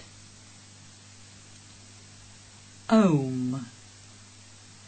This eternal word is all. What was, what is, and what shall be, and what beyond is in eternity, is Om. Brahman is all, and Atman is Brahman. Atman the self has 4 conditions. The first condition is the waking life of outward moving consciousness, enjoying the 7 outer gross elements. The second condition is the dreaming life of inner moving consciousness, enjoying the 7 subtle inner elements in its own light and solitude.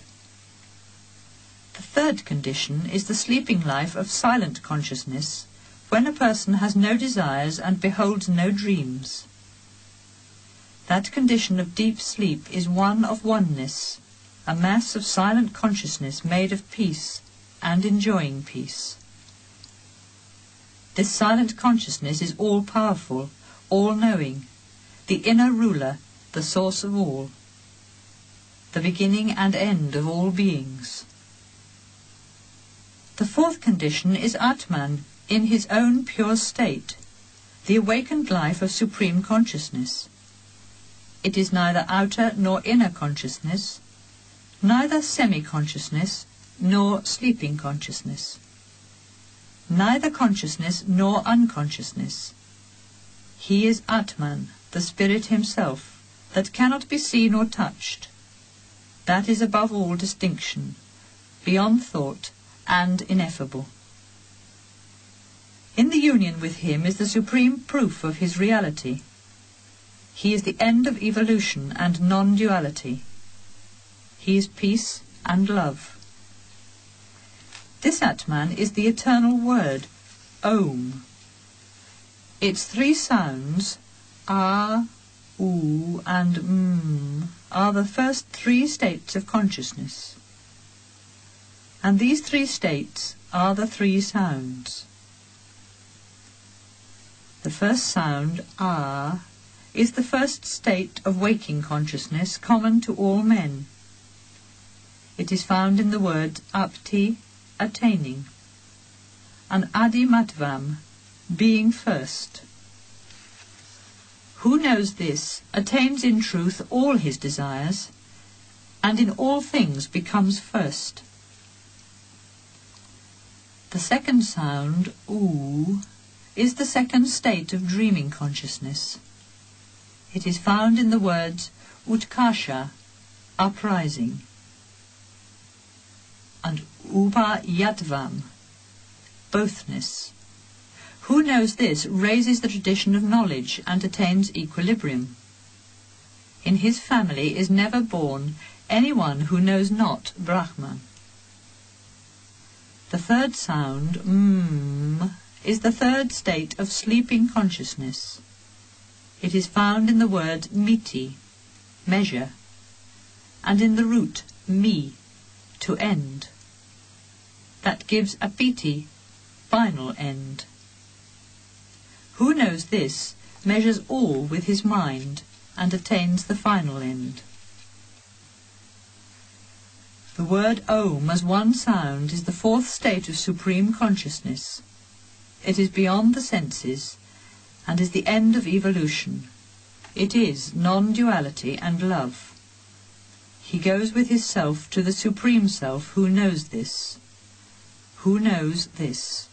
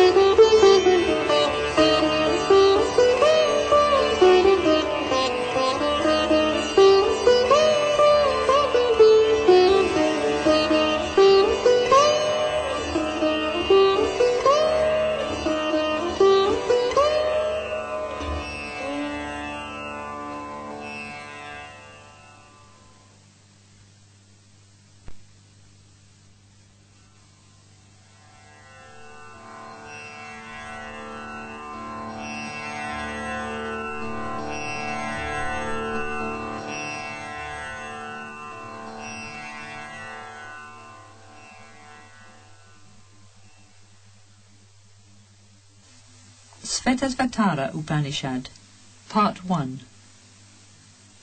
The lovers of Brahman ask, what is the source of this universe? What is Brahman? From where do we come? By what power do we live? Where do we find rest? Who rules over our joys and sorrows, O seers of Brahman? Shall we think of time, of the own nature of things, or of a law of necessity, or of chance, or of the elements, or of the power of creation, of woman or man? Not a union of these, for above them is a soul who thinks. But our soul is under the power of pleasure and pain. By the yoga of meditation and contemplation, the wise saw the power of God hidden in his own creation. It is he who rules over all the sources of this universe, from time to the soul of man. And they saw the wheel of his power made of one circle, 3 layers, 16 parts, 50 spokes, 20 counterspokes, 6 groups of 8, 3 paths, 1 rope of innumerable strands, and the great illusion. 3 layers, the 3 constituents of nature, light, fire and darkness. 16 parts, or segments of the rim of the wheel, the 5 elements, 5 means to know, 5 means to do, and the mind, 50 spokes, 50 states of consciousness, as taught in the Sankhya wisdom, 5 kinds of error, 28 of weakness, 9 of joy, and 8 of achievement, 20 counterspokes, 10 senses and their 10 objects, 6 groups of 8, forms of nature, constituents of the body, powers of yoga, modes of feeling, gods and virtues, 3 paths, the yoga of light, of love, and of life, 1 rope of innumerable strands, desire of innumerable forms, the great illusion, the illusion which sees the one as 2. They also saw the river of life impetuously rushing with the 5 streams of sense feelings which come from 5 sources, the 5 elements. Its waves are moved by 5 breathing winds, and its origin is a 5-fold fountain of consciousness. This river has 5 whirlpools, and the violent waves of 5 sorrows. It has 5 stages of pain, and 5 dangerous windings and turnings. In this vast wheel of creation, wherein all things live and die, wanders round the human soul like a swan in restless flying, and she thinks that God is afar.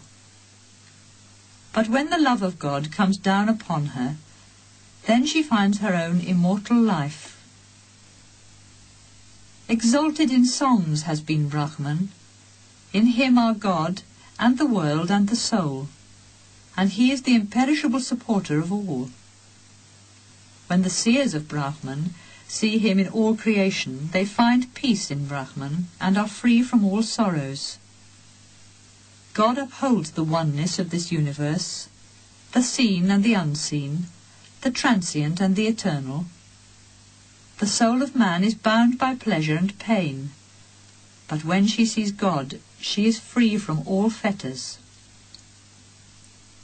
There is the soul of man with wisdom and unwisdom, power and powerlessness. There is nature, prakriti, which is creation for the sake of the soul. And there is God, infinite, omnipresent, who watches the work of creation. When a man knows the 3, he knows Brahman. Matter in time passes away, but God is forever in eternity, and he rules both matter and soul. By meditation on him, by contemplation of him, and by communion with him, there comes in the end the destruction of earthly delusion. When a man knows God, he is free, his sorrows have an end, and birth and death are no more. When in inner union he is beyond the world of the body, then the 3rd world, the world of the spirit, is found, where the power of the all is, and man has all, for he is one with the One. Know that Brahman is forever in thee, and nothing higher is there to be known. When one sees God and the world and the soul, one sees the 3, one sees Brahman. Even as fire is not seen in wood, and yet by power it comes to light as fire, so Brahman in the universe and in the soul is revealed by the power of Om. The soul is the wood below that can burn and be fire, and Om is the whirling friction rod above. Prayer is the power that makes Om turn round, and then the mystery of God comes to light. God is found in the soul, when sought with truth and self-sacrifice. As fire is found in wood, water in hidden springs, cream in milk, and oil in the oil fruit.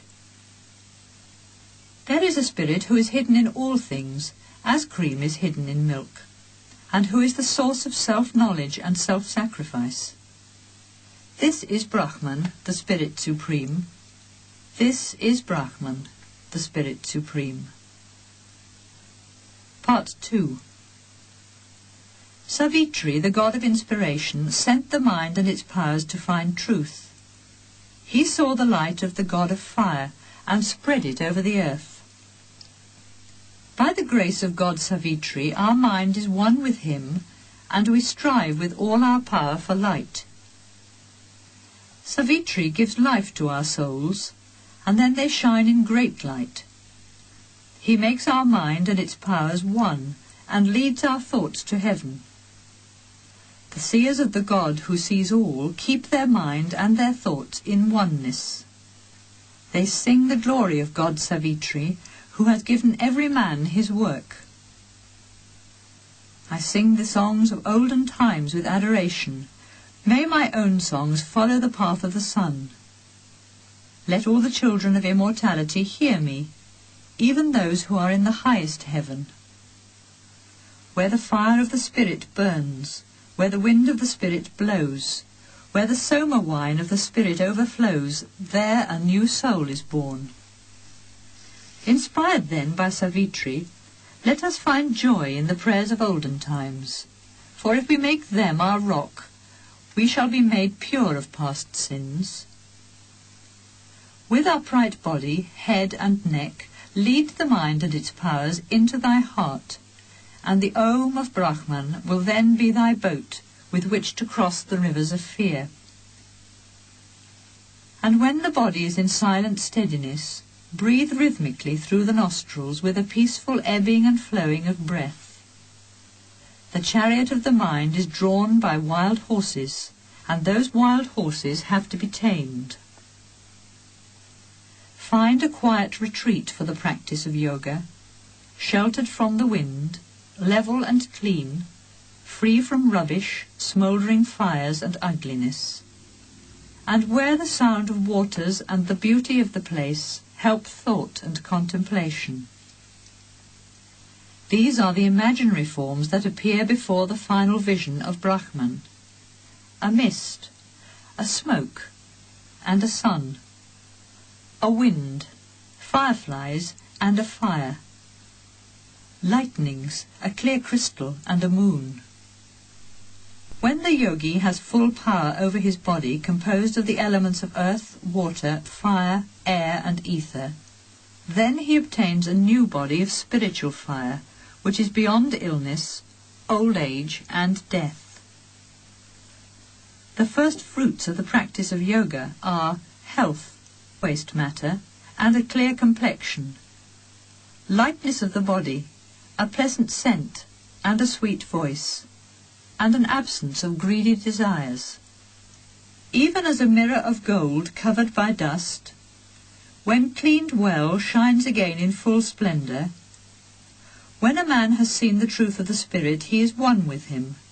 The aim of his life is fulfilled, and he is ever beyond sorrow. Then the soul of man becomes a lamp by which he finds the truth of Brahman. Then he sees God, pure, never born, everlasting. And when he sees God, he is free from all bondage. This is the God whose light illumines all creation, the creator of all from the beginning. He was, he is, and forever he shall be. He is in all, and he sees all.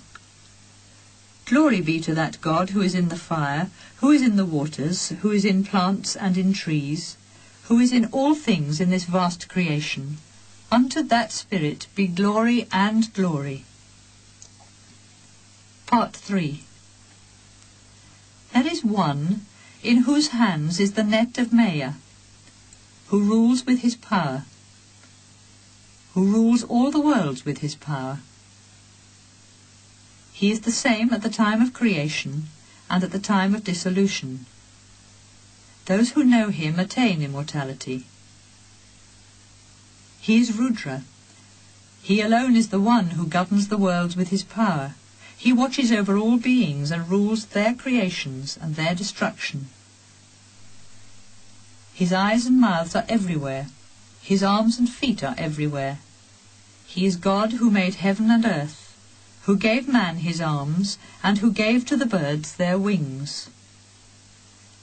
May Rudra, the seer of eternity, who gave to the gods their birth and their glory, who keeps all things under his protection, and who in the beginning created the golden seed, grant us the grace of pure vision. Come down to us, Rudra, who art in the high mountains. Come and let thy light of thy face, free from fear and evil, shine upon us. Come to us with thy love. Let not the arrow in thy hand hurt man or any living being. Let it be an arrow of love. Greater than all is Brahman, the Supreme, the Infinite. He dwells in the mystery of all beings according to their forms in nature. Those who know him who knows all, and in whose glory all things are, attain immortality. I know the Spirit Supreme, radiant like the sun beyond darkness. He who knows him goes beyond death, for he is the only path to life immortal. His infinity is beyond what is great or small, and greater than him there is nothing. Like a tree everlasting, he stands in the centre of heaven, and his radiance illumines all creation. Those who know him who is greater than all, beyond form and beyond pain, attain immortality. Those who know not go to the worlds of sorrow.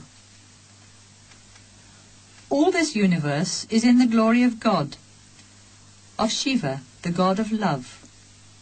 The heads and faces of men are his own, and he is in the hearts of all. He is indeed the Lord Supreme, whose grace moves the hearts of men. He leads us unto his own joy, and to the glory of his light. He is the inmost soul of all, which, like a little flame, the size of a thumb, is hidden in the hearts of men. He is the master of wisdom, ever reached by thought and love. He is the immortality of those who know him.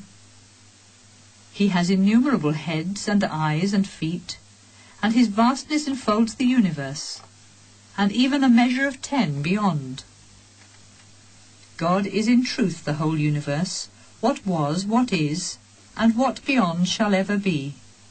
He is the God of life immortal, and of all life that lives by food. His hands and feet are everywhere. He has heads and mouths everywhere. He sees all, he hears all. He is in all, and he is. The light of consciousness comes to him through infinite powers of perception, and yet he is above these powers. He is God, the ruler of all, the infinite refuge of all. The wandering swan of the soul dwells in the castle of 9 gates of the body, and flies away to enjoy the outer world. He is the master of the universe, of all that moves, and of all that moves not.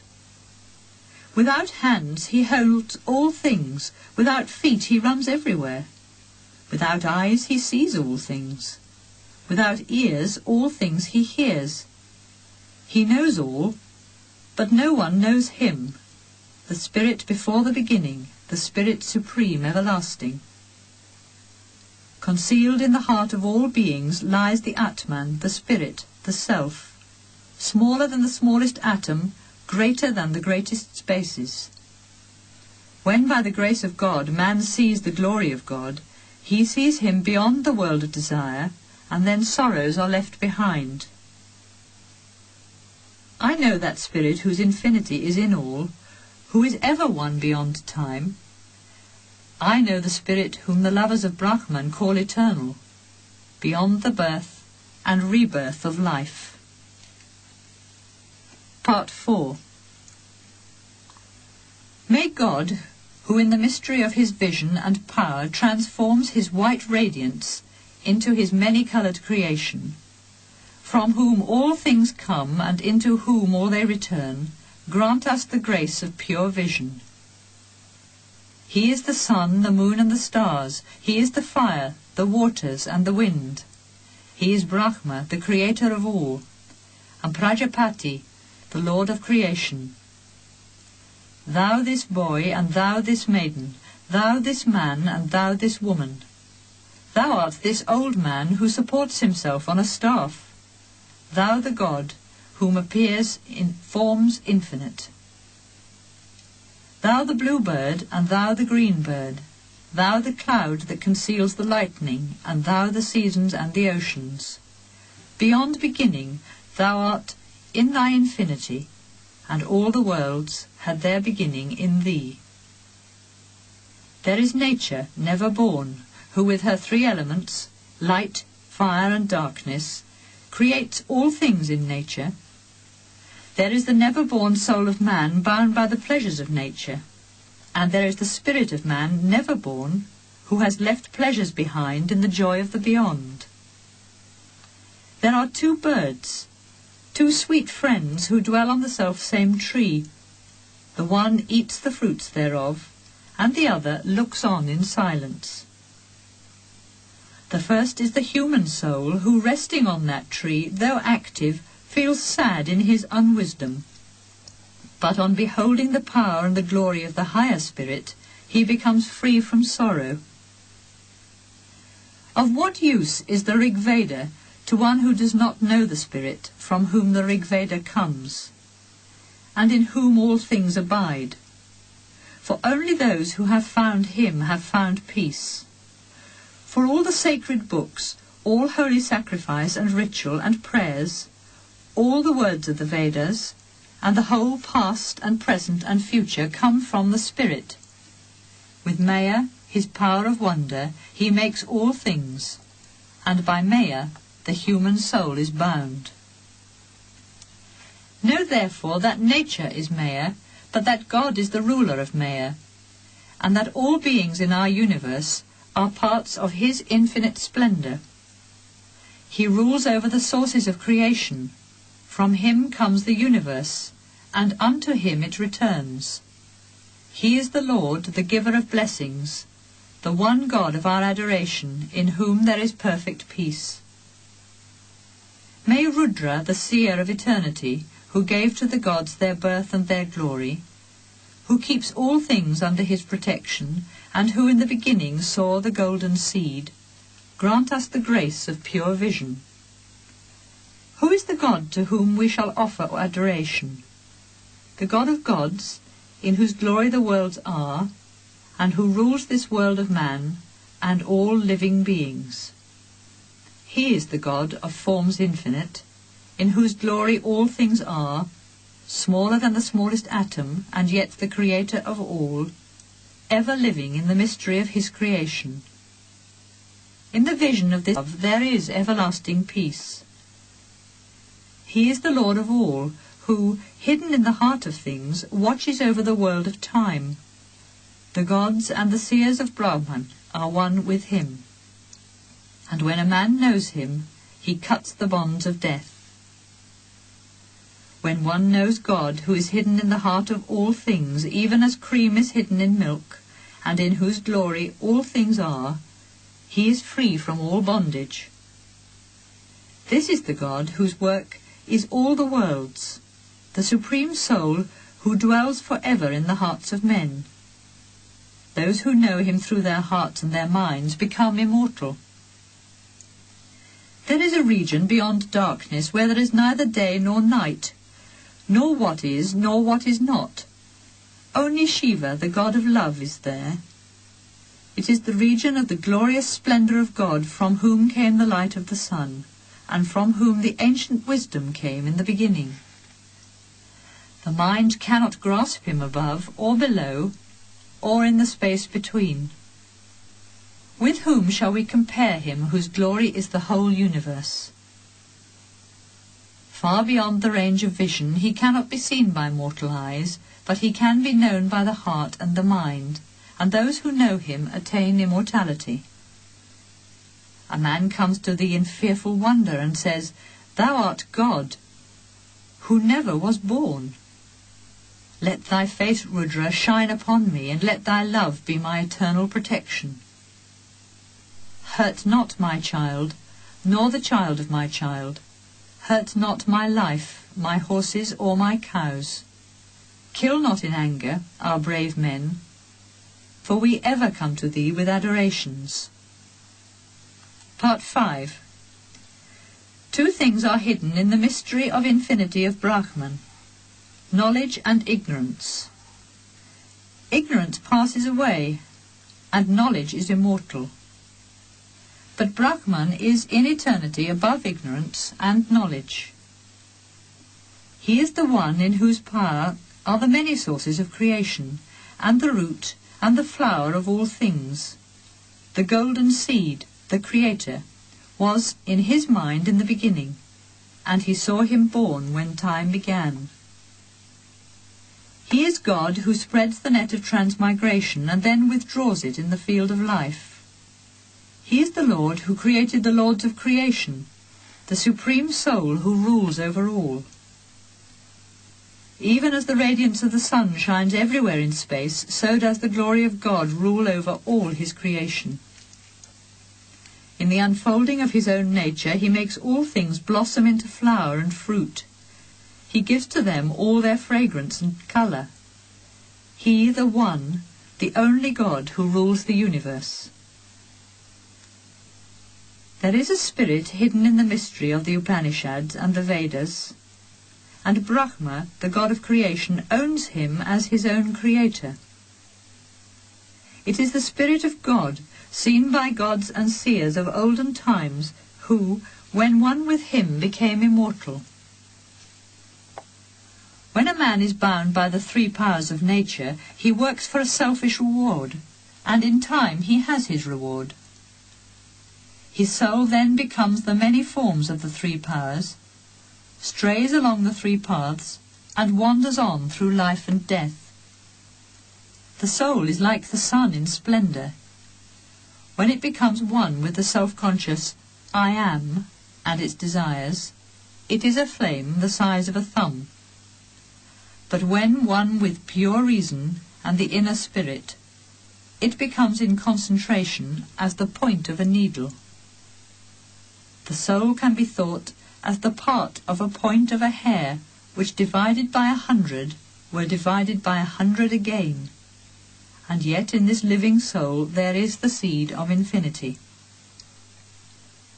The soul is not a man nor a woman, nor what is neither a woman nor a man. When the soul takes the form of a body, by that same body the soul is bound. The soul is born and unfolds in a body, with dreams and desires and the food of life, and then it is reborn in new bodies, in accordance with its former works. The quality of the soul determines body, earthly or airy, heavy or light. Its thoughts and its actions can lead it to freedom, or lead it to bondage in life after life. But there is the God of forms infinite, and when a man knows God, he is free from all bondage. He is the creator of all, ever living in the mystery of his creation. He is beyond beginning and end, and in his glory all things are. He is an incorporeal spirit, but he can be seen by a heart which is pure. Being and non-being come from him, and he is the creator of all. He is God, the God of love, and when a man knows him, then he leaves behind his bodies of transmigration. Part 6. Some sages speak of the nature of things as the cause of the world, and others in their delusion speak of time, but it is by the glory of God that the Wheel of Brahman revolves in the universe. The whole universe is ever in his power. He is pure consciousness, the creator of time, all-powerful, all-knowing. It is under his rule that the work of creation revolves in its evolution, and we have earth and water and ether and fire and air. God ended his work and he rested, and he made a bond of love between his soul and the soul of all things, and the one became one with the one, and the two, and the three, and the eight, and with time, and with the subtle mystery of the human soul. His first works are bound by the three qualities, and he gives to each thing its place in nature. When the three are gone, the work is done, and then a greater work can begin. His being is the source of all being, the seed of all things, that in this life have their life. He is beyond time and space, and yet he is the God of forms infinite who dwells in our inmost thoughts, and who is seen by those who love him. He is beyond the tree of life and time and things seen by mortal eyes, but the whole universe comes from him. He gives us truth and takes away evil, for he is the Lord of all good. Know that he is the inmost of thy soul, and that he is the home of thy immortality. May we know the Lord of lords, the King of kings, the God of gods, God, the God of love, the Lord of all. We cannot see how he works, or what are the tools of his work. Nothing can be compared with him, and how can anything be greater than he is? His power is shown in infinite ways, and how great is his work and wisdom. No one was before he was, and no one has rule over him, because he is the source of all, and he is also the ruler of all. May God, who is hidden in nature, even as the silkworm is hidden in the web of silk he made, lead us to union with his own spirit, with Brahman. He is God, hidden in all beings, their inmost soul who is in all. He watches the works of creation, lives in all things, watches all things.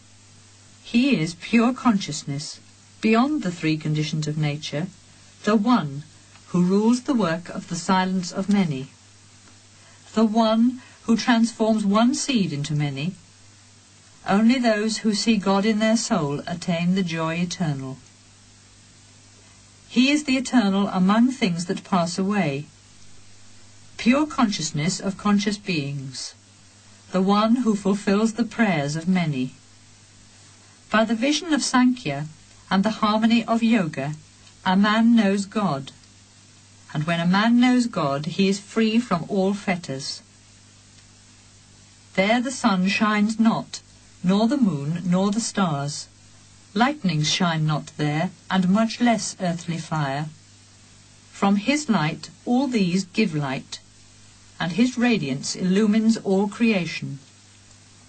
He is the wandering swan everlasting, the soul of all in the universe, the spirit of fire in the ocean of life.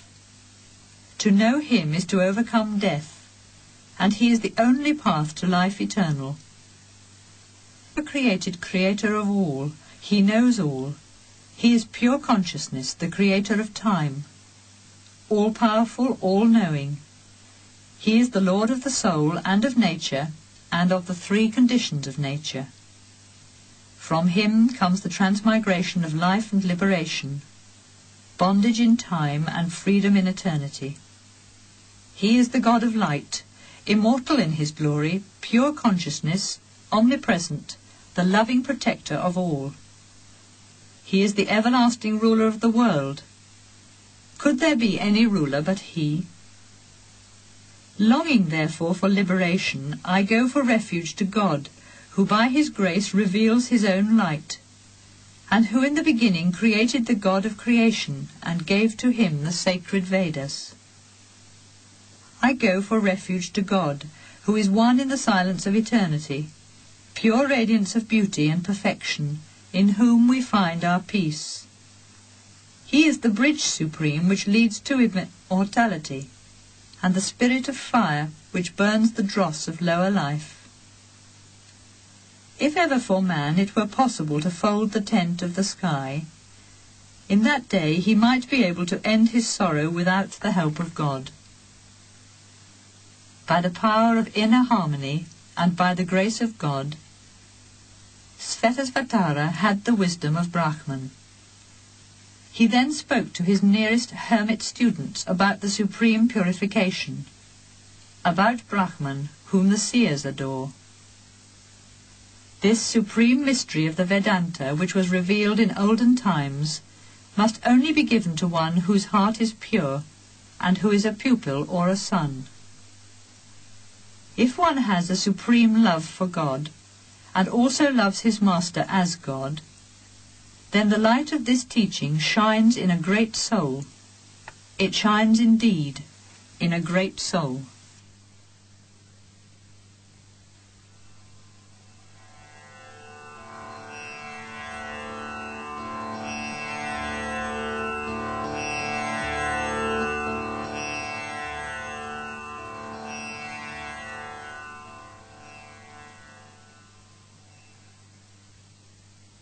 from the Taittiriya Upanishad. This is the knowledge of Brahman, as found in all the Upanishads, and as revealed by the sage Maitri. The glorious Valakahilyas were pure and good, and once they asked Kratu Prajapati, "Since this body is like a chariot without consciousness, who is the spirit who has the power to make it conscious? Who is the driver of the chariot?" Prajapati answered, "There is a spirit who is amongst the things of this world, and yet he is above the things of this world. He is clear and pure, in the peace of a void of vastness. He is beyond the life of the body and the mind, never born, never dying, everlasting, ever one in his own greatness. He is the spirit whose power gives consciousness to the body. He is the driver of the chariot." Then the Valakahilyas said, "Master, how does this pure being give consciousness to the unconscious body? How is he the driver of the chariot?" Kratu Prajapati answered, "Even as a man who is asleep awakes, but when he is asleep does not know that he is going to awake, so a part of the subtle invisible spirit comes as a messenger to the body, without the body being conscious of his arrival. A part of infinite consciousness becomes our own finite consciousness, with powers of discrimination and definition, and with false conceptions. He is in truth Prajapati and Visva, the source of creation, and the universal in us all. This spirit is consciousness, and gives consciousness to the body. He is the driver of the chariot." The poets say that this is the spirit who wanders on this earth from body to body, free from the light and darkness which follow our works. He is free because he is free from selfishness, and he is invisible, incomprehensible, hidden in darkness. He seems to work and not to be, but in truth he works not, and he is.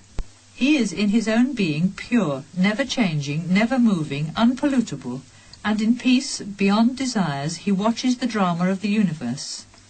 He is hidden behind the veil of the three conditions and constituents of the universe, but in the joy of his law of righteousness he is ever one. He is ever one. The Valakahilyas said, "Master, you have spoken to us of the greatness of the Atman, the Spirit, the Supreme Soul.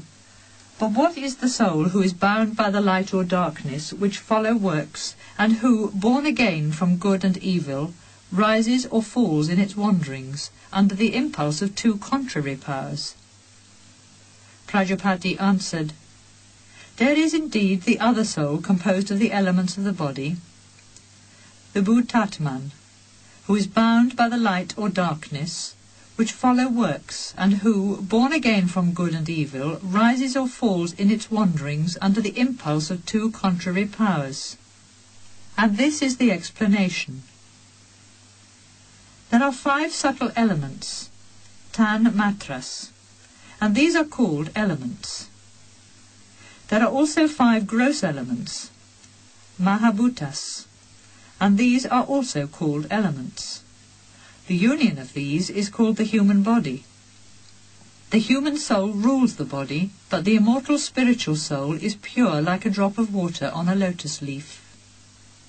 The human soul is under the power of the 3 constituents and conditions of nature, and thus it falls into confusion. Because of this confusion, the soul cannot become conscious of the God who dwells within, and whose power gives us power to work. The soul is thus whirled along the rushing stream of muddy waters of the 3 conditions of nature, and becomes unsteady and wavering, filled with confusion and full of desires, lacking concentration and disturbed with pride.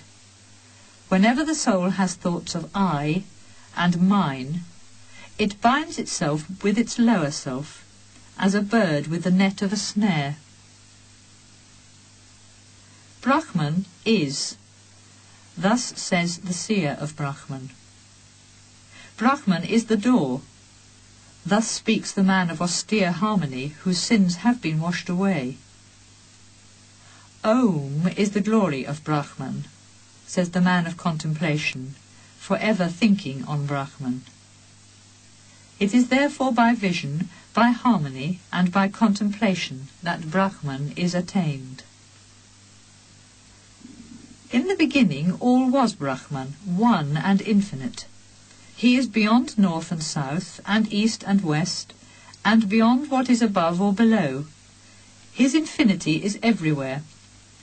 In him there is neither above, nor across, nor below, and in him there is neither east nor west. The Spirit Supreme is immeasurable, inapprehensible, beyond conception, never born, beyond reasoning, beyond thought. His vastness is the vastness of space. At the end of the world all things sleep. He alone is awake in eternity. Then from his infinite space new worlds arise and awake, a universe which is a vastness of thought. In the consciousness of Brahman the universe is, and into him it returns. He is seen in the radiance of the sun in the sky, in the brightness of fire on earth, and in the fire of life that burns the food of life. Therefore it has been said, he who is in the sun, and in the fire, and in the heart of man is one. He who knows this is one with the One. When a wise man has withdrawn his mind from all things without, and when his spirit of life has peacefully left inner sensations, let him rest in peace, free from the movements of will and desire. Since the living being called the Spirit of Life has come from that which is greater than the Spirit of Life, let the Spirit of Life surrender itself unto what is called Turiya, the fourth condition of consciousness. For it has been said, there is something beyond our mind which abides in silence within our mind. It is the supreme mystery beyond thought. Let one's mind and one's subtle body rest upon that, and not rest on anything else. There are two ways of Brahman, in sound and in silence. By sound we go to silence. The sound of Brahman is Om. With Om we go to the end, the silence of Brahman. The end is immortality, union and peace. Even as a spider reaches the liberty of space by means of its own thread, the man of contemplation by means of Om reaches freedom. The sound of Brahman is Om. At the end of Om there is silence. It is a silence of joy. It is the end of the journey where fear and sorrow are no more, steady, motionless, never falling, everlasting, immortal. It is called the omnipresent Vishnu. In order to reach the highest, consider in adoration the sound and the silence of Brahman. For it has been said, God is sound and silence. His name is Om. Attain therefore contemplation. Contemplation in silence on him. Even as fire without fuel finds peace in its resting place, when thought becomes silence, the soul finds peace in its own source. And when a mind which longs for truth finds the peace of its own source, then those false inclinations cease, which were the result of former actions done in the delusion of the senses. The samsara, the transmigration of life, takes place in one's own mind. Let one therefore keep the mind pure, for what a man thinks, that he becomes. This is a mystery of eternity. A quietness of mind overcomes good and evil works, and in quietness the soul is one. Then one feels the joy of eternity. If men thought of God as much as they think of the world, who would not attain liberation? The mind of man is of two kinds, pure and impure. Impure when in the bondage of desire, pure when free from desire. When the mind is silent, beyond weakness or non-concentration, then it can enter into a world which is far beyond the mind, the highest end. The mind should be kept in the heart as long as it has not reached the highest end. This is wisdom, and this is liberation. Everything else is only words. Words cannot describe the joy of the soul whose impurities are cleansed in deep contemplation, who is one with his Atman, his own spirit. Only those who feel this joy know what it is. Even as water becomes one with water, fire with fire, and air with air, so the mind becomes one with the infinite mind, and thus attains final freedom. Mind is indeed the source of bondage, and also the source of liberation. To be bound to things of this world, this is bondage. To be free from them, this is liberation. Glory be unto Agni, the god of fire, who dwells in the earth, who remembers the world. Give this world to him who adores thee. Glory be unto Vayu, the god of the wind, who dwells in the air, who remembers this world. Give this world to him who adores thee. Glory be unto Aditya, the god of the sun, who dwells in the sky, who remembers this world. Give this world to him who adores thee.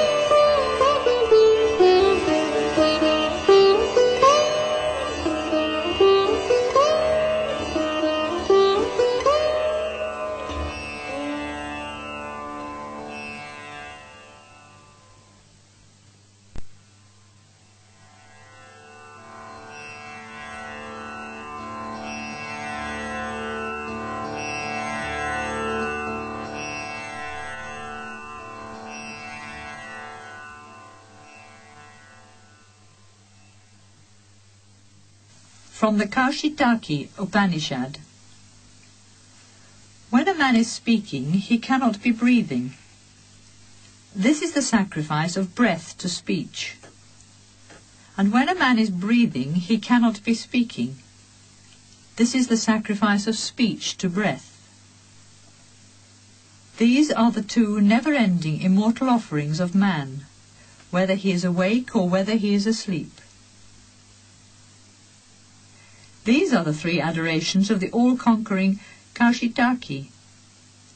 At the rising of the sun, he said, "You who give liberty, make me free from my sins." When the sun was midway in heaven, he said, "You who are on high and give liberty, set me on high and make me free from my sins." At the hour of sunset, he uttered this prayer, "You who give full liberty, make me fully free from my sins." When the fire burns, Brahman shines, and when the fire dies, Brahman goes. Its light goes to the sun, and its breath of life to the wind. When the sun shines, Brahman shines, and when the sun sets, Brahman goes. Its light goes to the moon, and its breath of life to the wind. When the moon shines, Brahman shines, and when the moon sets, Brahman goes. Its light goes to a flash of lightning, and its breath of life to the wind. When a flash of lightning shines, Brahman shines, and when it goes, Brahman goes. Its light goes to the regions of heaven, and its breath of life to the wind. Pratadana, the son of Devadasa, fought the inner fight with all his soul, and thus he reached the house of Indra, the house of the love of God. Indra said to him, "Pratadana, ask for a gift." To this Pratadana replied, "I ask for that gift which you think is best for mankind." "A master imposes not a gift upon his pupil," said Indra. asked for any gift you like." "I shall then not have a gift," said Pratadana. But Indra left not the path of truth, for God is truth. He thus said to Pratadana, "Know me, for this is the best for man, to know God." Then Indra spoke, "I am the breath of life, and I am the consciousness of life. Adore me and think of me as life and immortality. The breath of life is one. When we speak, life speaks. When we see, life sees. When we hear, life hears. When we think, life thinks. When we breathe, life breathes. And there is something greater than the breath of life, for one can live without speech. We can see the dumb. One can live without sight. We can see the blind. One can live without hearing. We can see the deaf. One can live without a right mind. We can see those who are mad. But it is the consciousness of life which becomes the breath of life and gives life to a body. The breath of life is the consciousness of life, and the consciousness of life is the breath of life. When consciousness rules speech, with speech we can speak all words. When consciousness rules breath, with in-breath we can smell all perfumes. When consciousness rules the eye, with the eye we can see all forms. When consciousness rules the ear, with the ear we can hear all sounds. When consciousness rules the tongue, with the tongue we can savour all tastes. When consciousness rules the mind, with the mind we can think all thoughts. It is not speech which we should want to know. We should know the speaker. It is not things seen which we should want to know. We should know the seer. It is not sounds which we should want to know. We should know the hearer. It is not mind which we should want to know. We should know the thinker.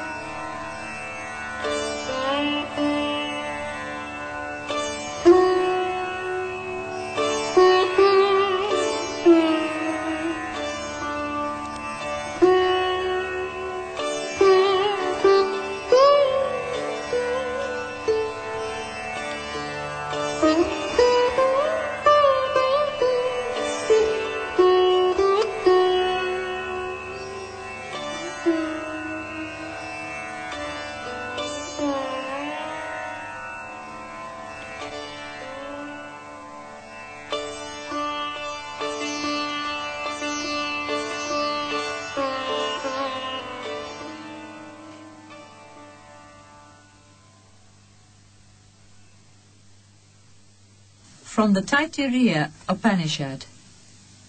I will speak words of truth, and the words of the divine law shall be on my lips.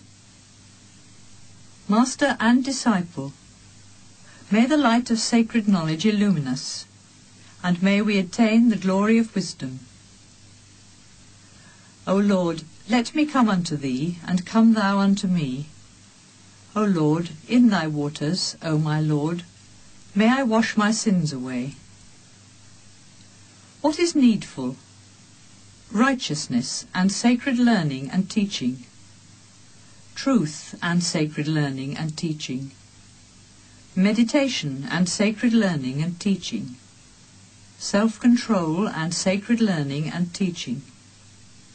Peace and sacred learning and teaching. Ritual and sacred learning and teaching. Humanity and sacred learning and teaching. Satyavakas, the truthful, says, truth. Taponitya, the austere, says, austerity. But Naka, who is beyond pain, says, learning and teaching, for they are austerity, for they are austerity. He who knows Brahman, who is truth, consciousness, and infinite joy, hidden in the inmost of our soul and in the highest heaven, enjoys all things he desires in communion with the all-knowing Brahman. From Atman, Brahman, in the beginning came space.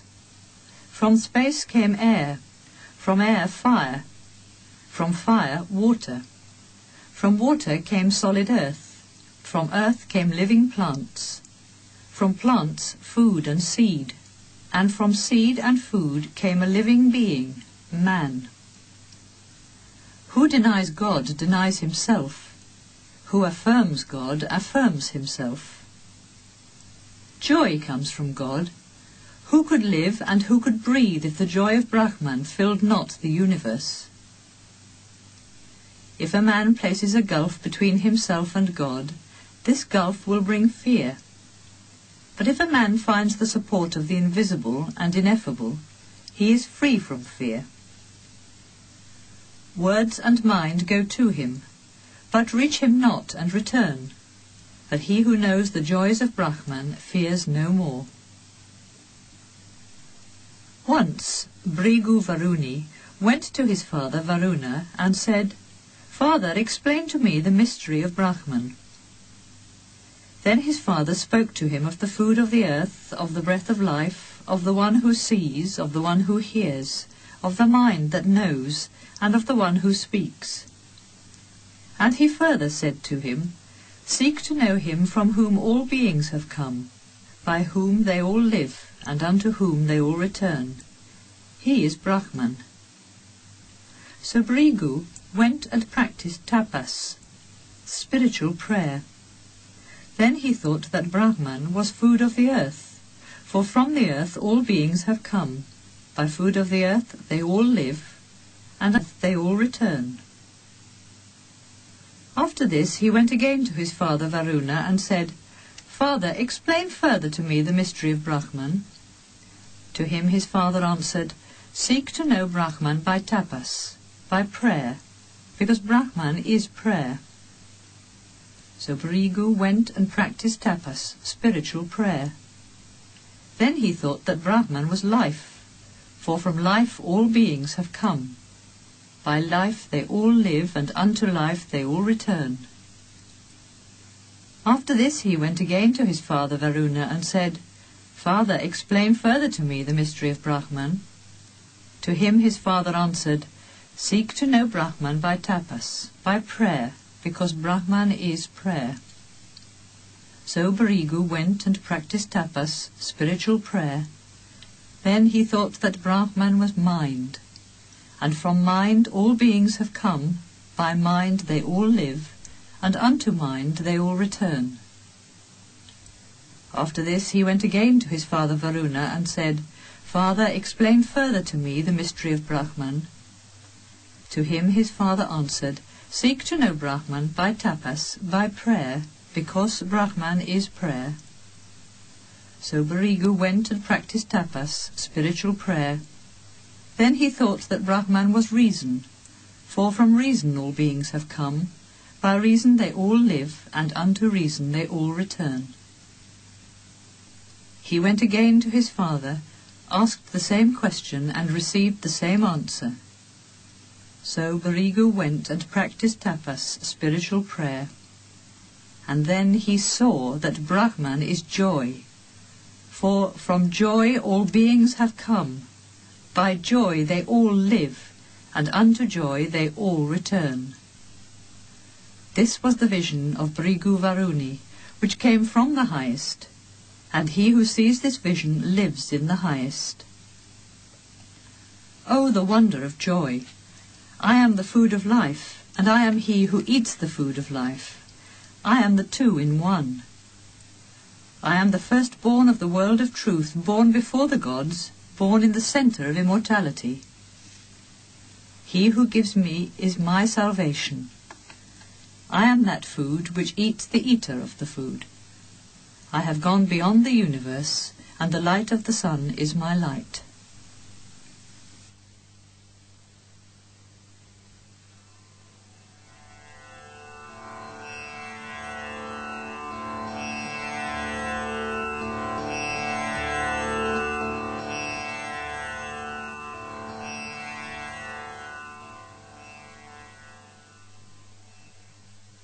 From the Mandukya Upanishad. Wherefrom do all these worlds come? They come from space. All beings arise from space, and into space they return. Space is indeed their beginning, and space is their final end. Prajapati, the creator of all, rested in life-giving meditation over the worlds of his creation, and from them came the 3 Vedas. He rested in meditation, and from those came the 3 sounds, Bhur, Bhuvas, Svar, earth, air and sky. He rested in meditation, and from the 3 sounds came the sound Om. Even as all leaves come from a stem, all words came from the sound Om. Om is the whole universe.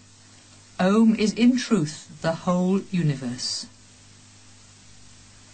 Great is the Gayatri, the most sacred verse of the Vedas. But how much greater is the infinity of Brahman? A quarter of his being is this whole vast universe. The other 3/4 are his heaven of immortality. There is a light that shines beyond all things on earth, beyond us, beyond the heavens, beyond the highest, beyond the very highest heavens. This is the light that shines in our heart. All this universe is in truth Brahman. He is the beginning and end and life of all. As such, in silence, give unto him adoration. Man in truth is made of faith.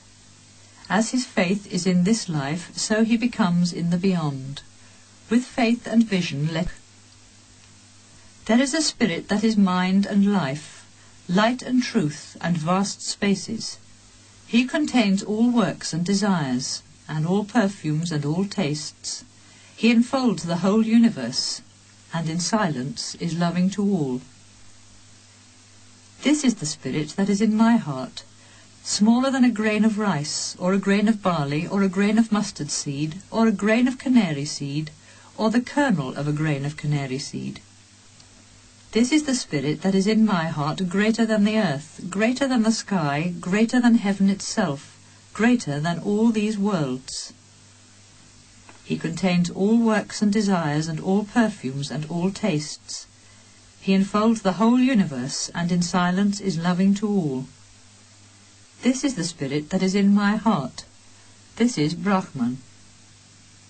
To him I shall come when I go beyond this life, and to him will come he who has faith and doubts not. Thus said Sandilya. I go to the imperishable treasure, by his grace, by his grace, by his grace. I go to the spirit of life, by his grace, by his grace, by his grace. I go to the spirit of the earth, by his grace, by his grace, by his grace. I go to the spirit of the air, by his grace, by his grace, by his grace. I go to the spirit of the heavens, by his grace, by his grace, by his grace. A man is a living sacrifice. The first 24 years of his life are the morning offering of the Soma wine, because the holy Gayatri has 24 sounds, and the chanting of the Gayatri is heard in the morning offering. The Vasus, the gods of the earth, rule this offering. If a man should be ill during that time, he should pray, "With the help of the Vasus, the powers of my life, may my morning offering last until my midday offering, and may not my sacrifice perish whilst the Vasus are the powers of my life." The next 44 years of his life are the midday offering of the Soma wine, because the holy Trishtuba has 44 sounds, and the chanting of the Trituba is heard with the midday offering. The Rudras, the gods of the air, rule this offering. If a man should be ill during that time, he should pray, "With the help of the Rudras, the powers of my life, may my midday offering last until my evening offering, and may not my sacrifice perish whilst the Rudras are the powers of my life." The next 48 years of his life are the evening offering, because the holy Jagati has 48 sounds, and the chanting of the Jagati is heard with the evening offering. The Adityas, the gods of light, rule this offering. If a man should be ill during that time, he should pray, "With the help of the Adityas, the powers of my life, let my evening offering last until the end of a long life, and may not my sacrifice perish whilst the Adityas are the powers of my life." Mahidasa Aitareva knew this when he used to say, "Why should I suffer an illness when I am not going to die?" And he lived 116 years. We should consider that in the inner world Brahman is consciousness, and we should consider that in the outer world Brahman is space. These are the two meditations. Once Satyakama went to his mother and said, "Mother, I wish to enter upon the life of a religious student. Of what family am I?" To him she answered, "I do not know, my child, of what family thou art. In my youth I was poor, and served as a maid many masters, and then I had thee. I therefore do not know of what family thou art. My name is Jabala, and thy name is Satyakama. Thou mayst call thyself Satyakama Jabala." The boy went to the master, Haridrumata Gautama, and said, "I want to become a student of sacred wisdom. May I come to you, master?" To him the master asked, "What family art thou, my son?" "I do not know of what family I am," answered Satyakama. "I asked my mother, and she said, 'I do not know, my child, of what family thou art. In my youth I was poor, and served as a maid many masters, and then I had thee. I therefore do not know of what family thou art. My name is Jabala, and thy name is Satyakama. I am therefore Satyakama Jabala, master." To him Master Gautama said, "Thou art a Brahman, since thou hast not gone away from truth. Come, my son, I will take thee as a student." Om. There lived once a boy, Svetaketu Aruneya by name. One day his father spoke to him in this way, "Svetaketu, go and become a student of sacred wisdom." There is no one in our family who has not studied the holy Vedas, and who might only be given the name of Brahman by courtesy. The boy left at the age of 12, and having learnt the Vedas, he returned home at the age of 24, very proud of his learning, and having a great opinion of himself. His father, observing this, said to him, "Svetaketu, my boy, you seem to have a great opinion of yourself. You think you are learned, and you are very proud. Have you asked for that knowledge whereby what is not heard is heard, what is not thought is thought, and what is not known is known?" "What is that knowledge, father?" asked Svetaketu. "Just as by knowing a lump of clay, my son, all that is clay can be known, since any differences are only words, and the reality is clay. Just as by knowing a piece of gold that all is gold can be known, since any differences are only words, and the reality is only gold. And just as by knowing a piece of iron all that is iron is known, since any differences are only words, and the reality is only iron." Svetaketu said, "Certainly my honoured masters knew not this themselves. If they had known, why would they not have told me? Explain this to me, father." "So be it, my child." Bring me a fruit from this banyan tree. Here it is, father. Break it. It is broken, sir. What do you see in it? Very small seeds, sir. Break one of them, my son. It is broken, sir. What do you see in it? Nothing at all, sir. Then his father spoke to him. My son, from the very essence in the seed which you cannot see, comes in truth this vast banyan tree. Believe me, my son, an invisible and subtle essence is the spirit of the whole universe. That is reality. That is Atman. Thou art that. Explain more to me, father, says Shvetashvatara. So be it, my son. Place this salt in water, and come to me tomorrow morning. Shvetashvatara did as he was commanded, and in the morning his father said to him, Bring me the salt you put into the water last night.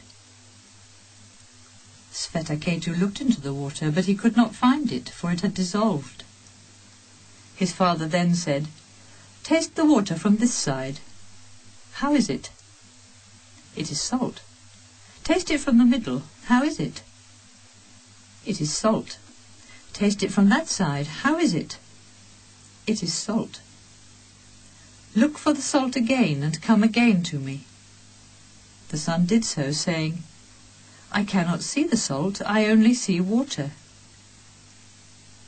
His father then said, In the same way, O my son, you cannot see the spirit, but in truth he is here. An indivisible and subtle essence is the spirit of the whole universe. That is reality. That is truth. Thou art that. Explain more to me, father. So be it, my son. Even as a man, O my son, who had been led blindfolded from his land of the Gandharas, and then left in a desert place, might wander to the east and north and south, he had been taken blindfolded, and left in an unknown place. But if a good man took off his bandage and told him, In that direction is the land of the Gandharas, go in that direction, then if he were a wise man he would go asking from village to village, until he would have reached this land of the Gandharas. So it happens in this world to a man who has a master to direct him to the land of the spirit. Such a man can say, I shall wander in this world until I attain liberation, but then I shall go and reach my home. This invisible and subtle essence is the spirit of the whole universe. That is reality. That is truth. Thou art that. Is there anything higher than thought? Meditation is in truth higher than thought. The earth seems to rest in silent meditation, and the waters and the mountains and the sky and the heavens seem all to be in meditation. Whenever a man attains greatness on this earth, he has his reward according to his meditation. When a man speaks words of truth, he speaks words of greatness. Know the nature of truth. When a man knows, he can speak truth. He who does not know cannot speak truth. Know the nature of knowledge. When a man thinks, then he can know. He who does not think does not know. Know the nature of thought. When a man has faith, then he thinks. He who has not faith does not think. Know the nature of faith. When there is progress, one sees and has faith. Where there is no progress, there is no faith. Know the nature of progress. Where there is creation, there is progress. Where there is no creation, there is no progress. Know the nature of creation. Where there is joy, there is creation. Where there is no joy, there is no creation. Know the nature of joy. Where there is the infinite, there is joy. There is no joy in the finite. Only in the infinite there is joy. Know the nature of the infinite. Where nothing else is seen or heard or known, there is the infinite. Where something else is seen or heard or known, there is the finite. The infinite is immortal. but the finite is mortal. Where does the infinite rest? On his own greatness, or not even on his own greatness? In this world they call the greatness of possession of cattle and horses, elephants and gold, servants and wives, lands and houses, but I do not call this greatness, for here one thing depends upon another. But the infinite is above and below, north and south and east and west. The infinite is the whole universe. I am above and below, north and south and east and west. I am the whole universe. Atman is above and below, north and south and east and west. Atman is the whole universe. He who sees knows, and understands this. Who finds in Atman the spirit, his love and his pleasure and his union and his joy, becomes a master of himself. His freedom then is infinite. But those who see not this become the servants of other masters, and in the worlds that pass away attain not their liberation. Om. In the centre of the Castle of Brahman, our own body, there is a small shrine in the form of a lotus flower, and within can be found a small space. We should find who dwells there, and we should want to know him. And if anyone asks, who is he who dwells in a small shrine in the form of a lotus flower in the centre of the Castle of Brahman? Whom should we want to find and to know? We can answer, the little space within the heart is as great as this vast universe. The heavens and the earth are there, and the sun and the moon and the stars. Fire and lightning and winds are there, and all that now is, and all that is not.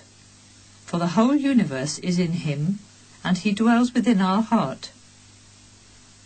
And if they should say, if all things are in the Castle of Brahman, all be desires, what remains when old age overcomes the castle, or when the life of the body is gone?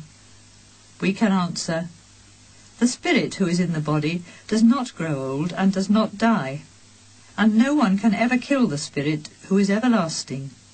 This is the real Castle of Brahman, wherein dwells all the love of the universe.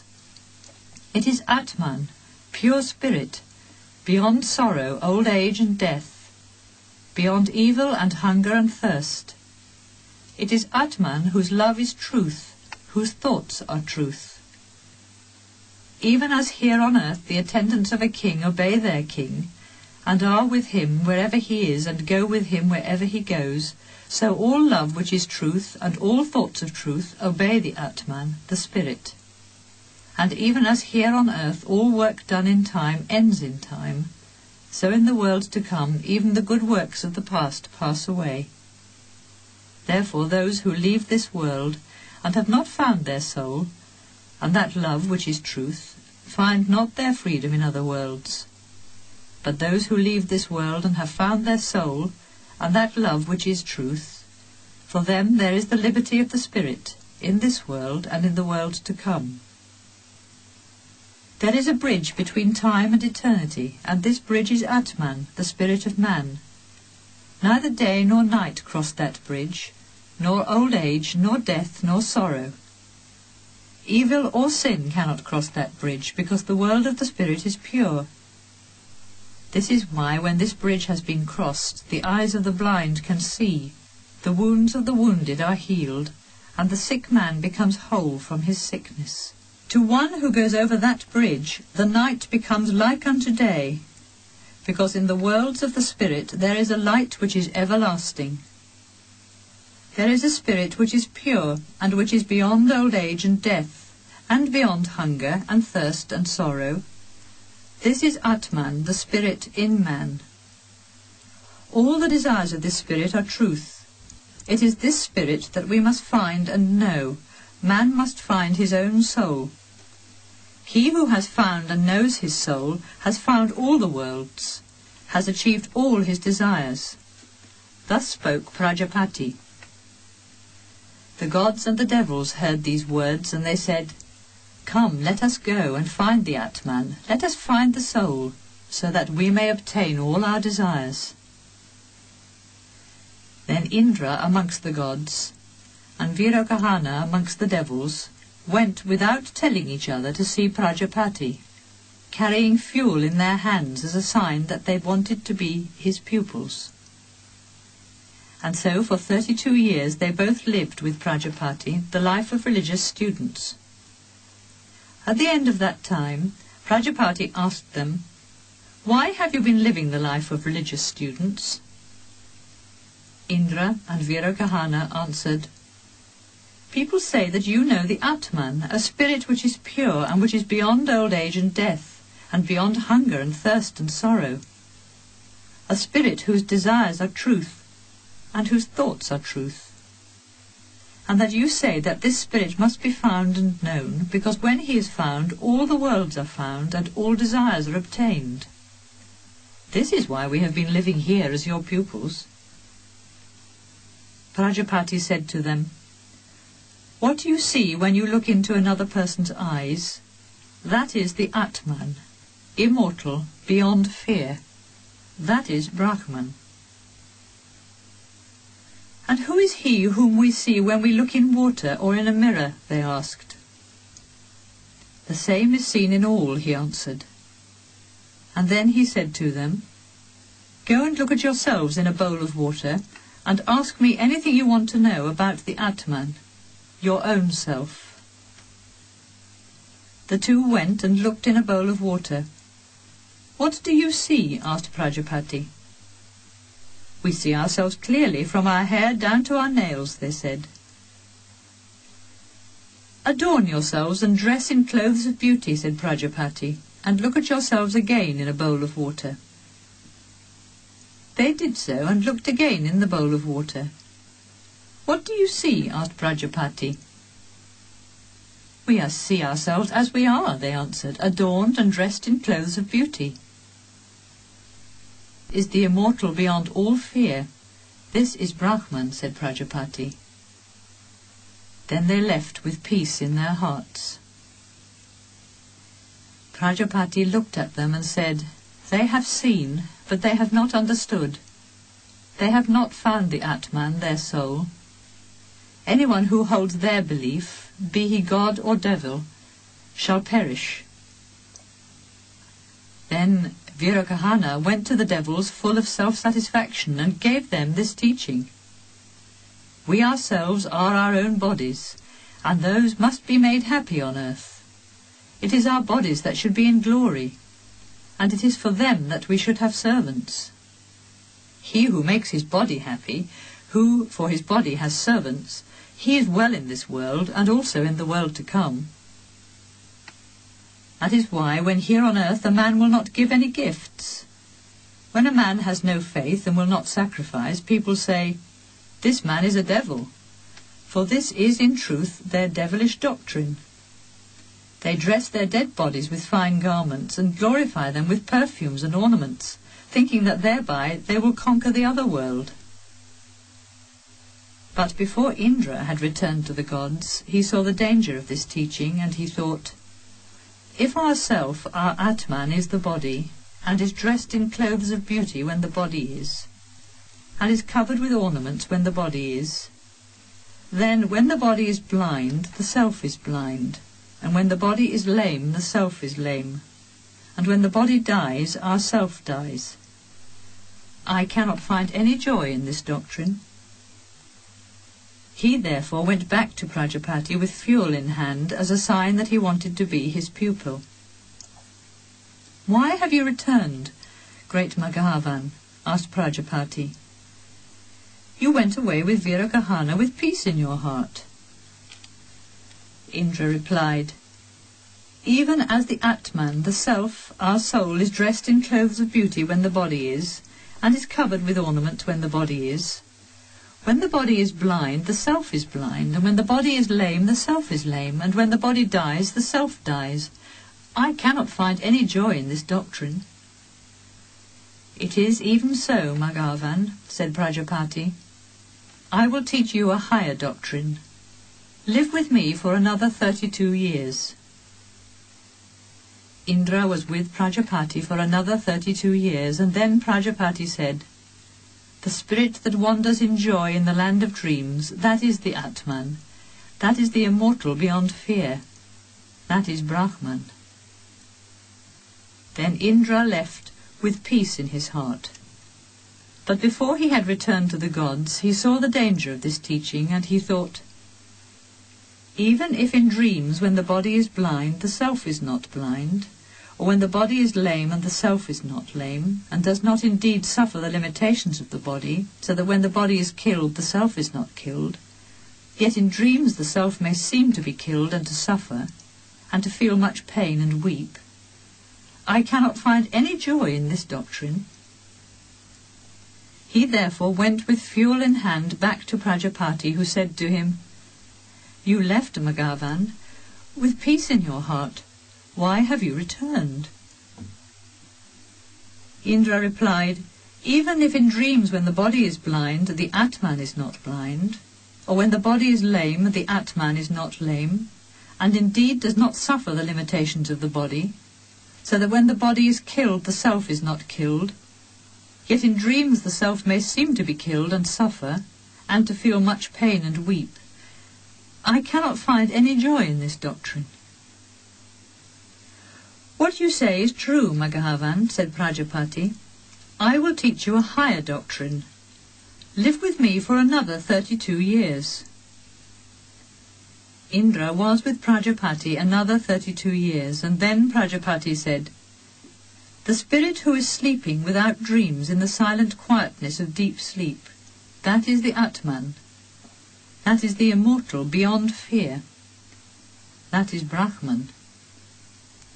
Then Indra left with peace in his heart, but before he had reached the gods, he saw the danger of this teaching, and he thought, "If a man is in deep sleep without dreams, he cannot even say 'I am,' and he cannot know anything. He in truth falls into nothingness. I cannot find any joy in this doctrine." And he went again to Prajapati with fuel in hand. "Why have you returned, Maghavan? You left with peace in your heart?" asked Prajapati. Indra replied, "If a man is in deep sleep without dreams, he cannot even say 'I am,' and he cannot know anything. He in truth falls into nothingness. I cannot find any joy in this doctrine." "What you say is true, Maghavan," said Prajapati. "I will teach you a higher doctrine, the highest that can be taught. Live with me now for 5 years." And Indra lived with Prajapati for 5 years. He lived with Prajapati a total of years 101. This is why people say, "Great Indra lived with Prajapati the life of chastity, of a Brahmaraya, spiritual student, for 131 years. Prajapati then spoke to Indra. "It is true that the body is mortal, that it is under the power of death, but it is also the dwelling of Atman, the spirit of immortal life.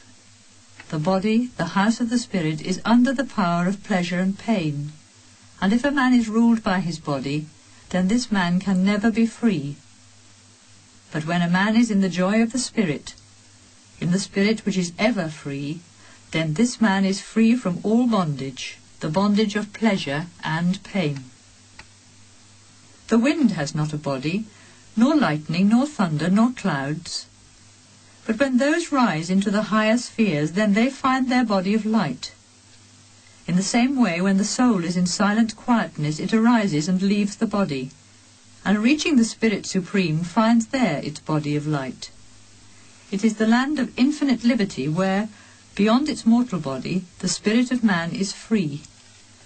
There can he laugh and sing of his glory with ethereal women and friends. He enjoys ethereal chariots, and forgets the cart of his body on earth. For as a beast is attached to a cart, so on earth the soul is attached to a body. Know that when the eye looks into space, it is the spirit of man that sees. The eye is the only organ of sight. When one says, "I feel this perfume," it is the spirit that feels. he uses the organ of smell. When one says, I am speaking, it is the spirit that speaks. The voice is the organ of speech. When one says, I am hearing, it is the spirit that hears. The ear is the organ of hearing. And when one says, I think, it is the spirit that thinks. The mind is the organ of thought. It is because of the light of the spirit that the human mind can see and can think and enjoy this world. All the gods in the heaven of Brahman adore in contemplation their infinite spirit supreme. This is why they have all joy, and all the worlds and all desires. And the man who on this earth finds and knows Atman, his own self, has all his holy desires, and all the worlds, and all joy. Thus spoke Prajapati. Thus in truth spoke Prajapati.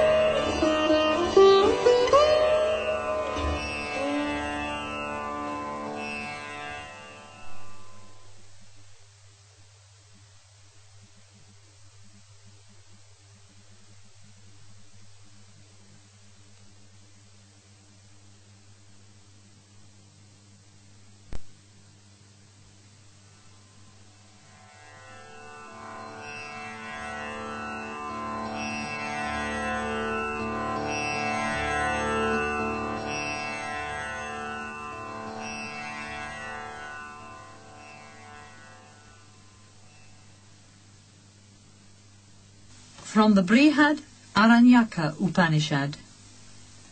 From delusion lead me to truth, from darkness lead me to light, from death lead me to immortality. This universe is a trinity, and this is made of name, form and action. The source of all names is the word, for it is by the word that all names are spoken. The word is behind all names, even as Brahman is behind the word. The source of all forms is the eye, for it is by the eye that all forms are seen.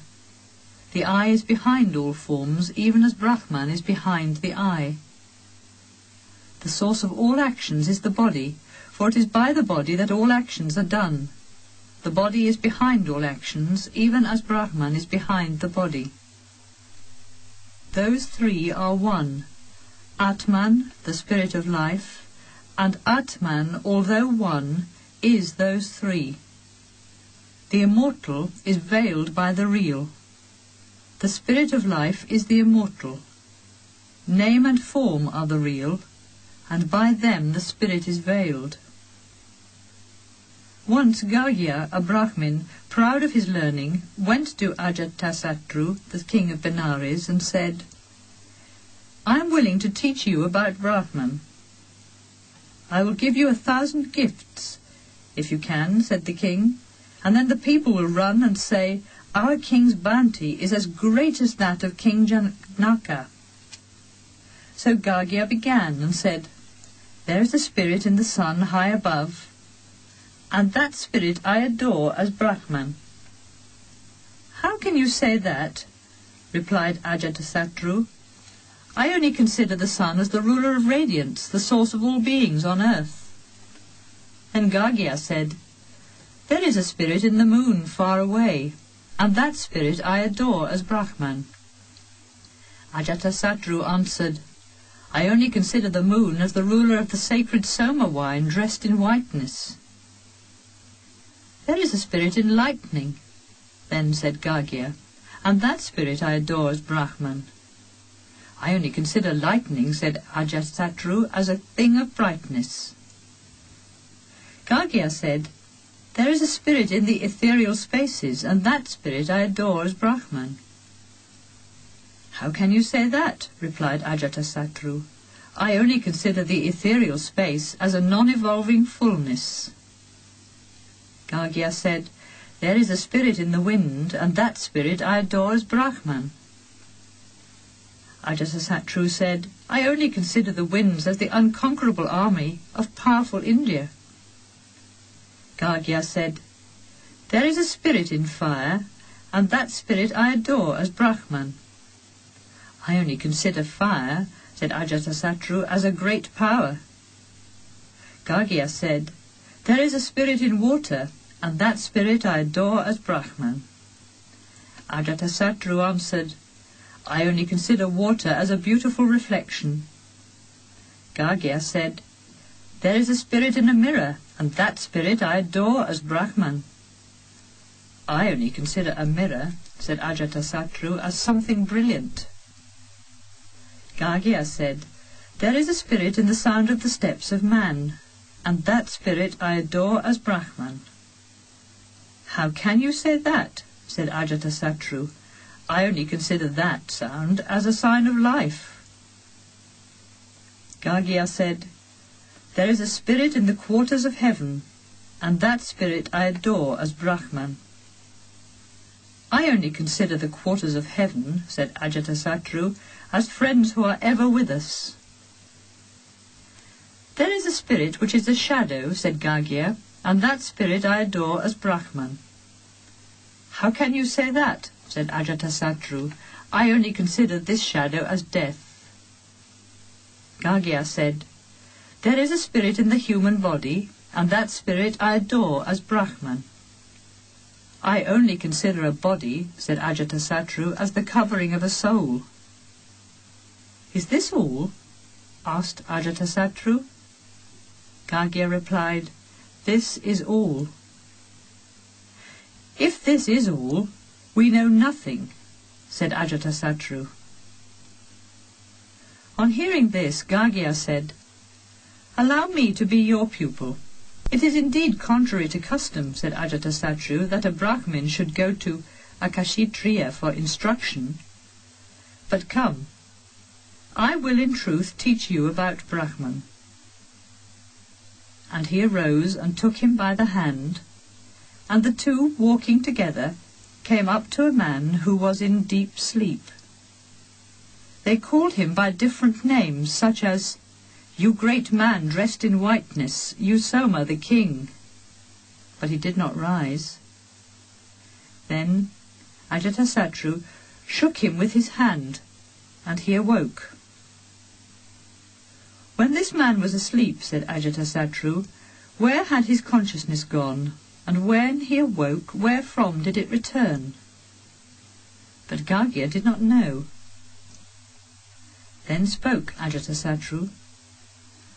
When a man is asleep, his soul takes the consciousness of the several senses and goes to rest with them on the Supreme Spirit, who is in the human heart. When all the senses are quiet, the man is said to be asleep. Then the soul holds the powers of life, breath, voice, eye, ear, and mind, and they rest in quietness. When the soul is in the land of dreams, then all the worlds belong to the soul. A man can be a great king or a great Brahmin, and live in conditions high or low. And even as a great king of this earth takes his attendant with him, and goes about his dominion to wherever he desires, so the soul of man takes the powers of life with him, and wanders in the land of dreams according to his desires. When a man is in deep sleep and all consciousness is gone through the 72,000 little channels which lead to the centre of the heart from its circumference, then the soul rests in the covering around the heart. And as a prince or a king or a great Brahmin might find the peace of a fullness of joy, so the soul of man has now found peace. Even as airy threads come from a spider, or small sparks come from a fire, So from Atman, the spirit in man, come all the powers of life, all the worlds, all the gods, all beings. To know the Atman is to know the mystery of the Upanishads, the truth of truth. The powers of life are truth, and their truth is Atman, the spirit. Maitreyi said one day Yajnavalkya to his wife, "I am going to leave this present life and retire to a life of meditation. Let me settle my possessions upon you and Katyayani." "If all the earth filled with riches belonged to me, O my lord," said Maitreyi, "should I thereby attain life eternal?" "Certainly not," said Yajnavalkya. "Your life would only be as is the life of wealthy people. In wealth there is no hope of life eternal." Maitreyi said, "What should I then do with possessions that cannot give me life eternal? Give me instead your knowledge, O my lord."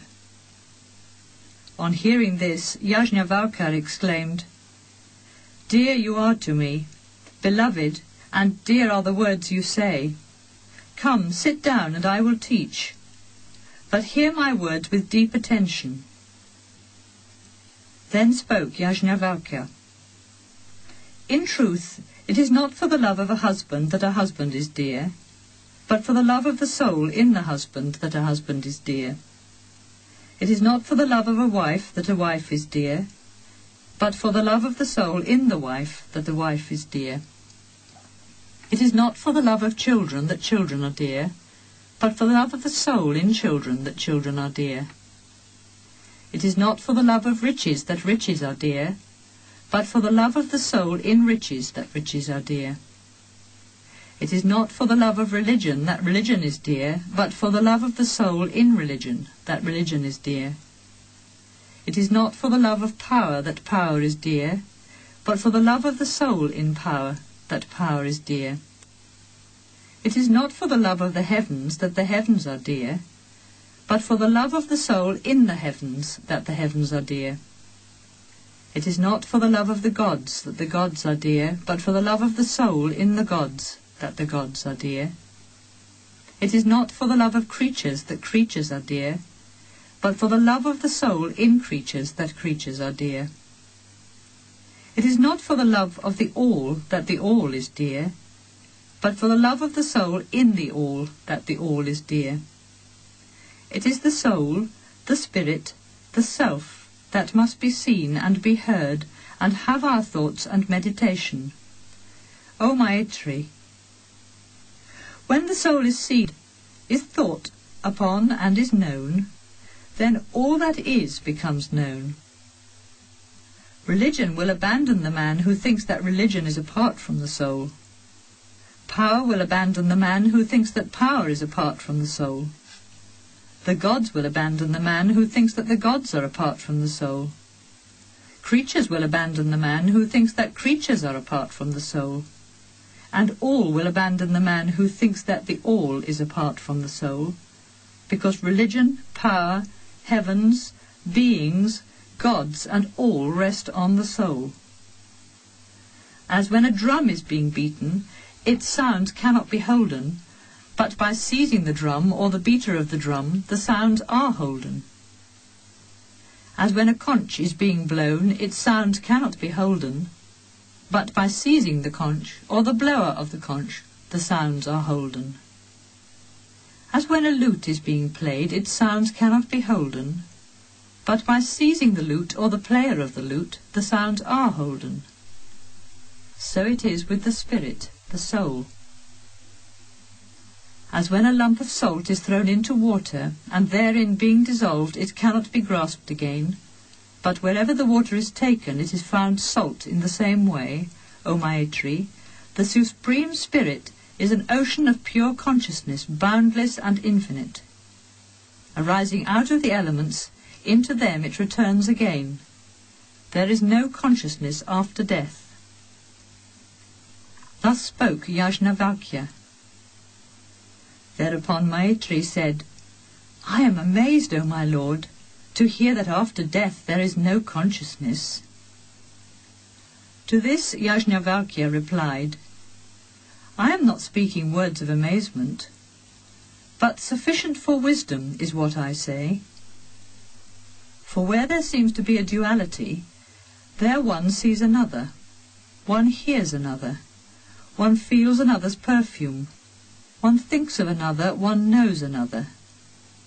But when all has become spirit, one's own self, how and whom could one see? How and whom could one hear? How and of whom could one feel the perfume? How and to whom could one speak? How and whom could one know? How can one know him who knows all? How can the knower be known?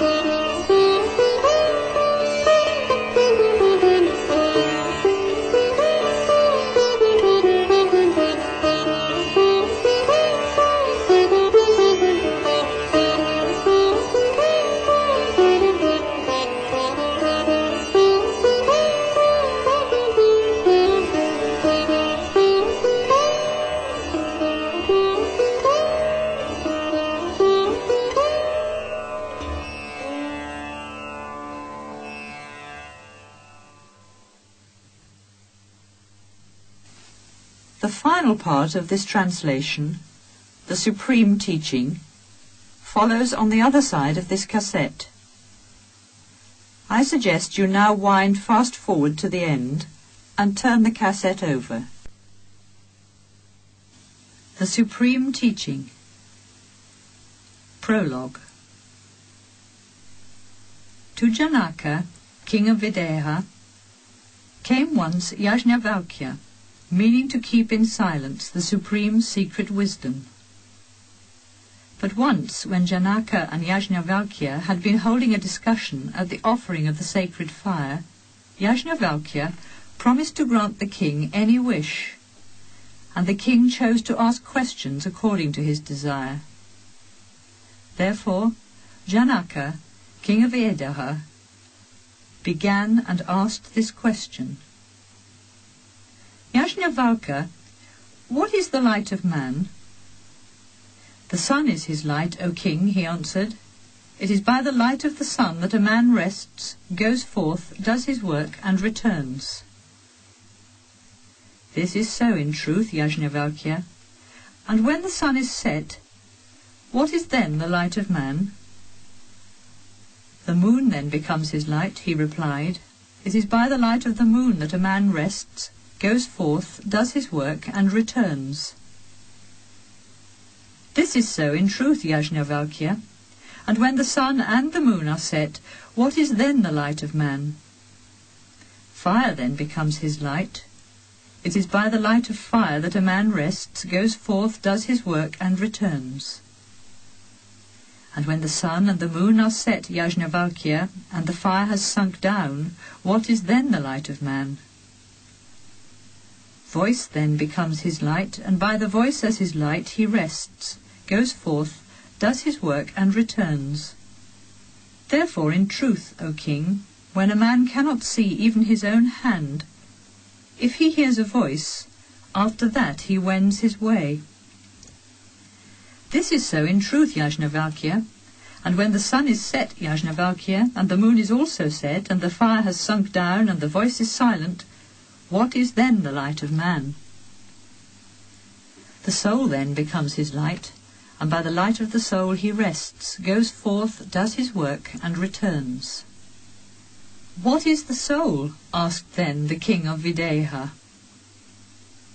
Waking and dreaming. Yajnavalkya spoke. It is the consciousness of life, it is the light of the heart. For ever remaining the same, the spirit of man wanders in the world of waking life, and also in the world of dreams. He seems to wander in thought. He seems to wander in joy. But in the rest of deep sleep he goes beyond this world and beyond its fleeting forms. For in truth, when the spirit of man comes to life and takes a body, then he is joined with mortal evils. But when at death he goes beyond, then he leaves evil behind. The spirit of man has two dwellings, this world and the world beyond. There is also a third dwelling place, the land of sleep and dreams. Resting in this borderland, the spirit of man can behold his dwelling in this world and in the other world afar. And wandering in this borderland, he beholds behind him the sorrows of this world, and in front of him he sees the joys of the beyond. Dreams.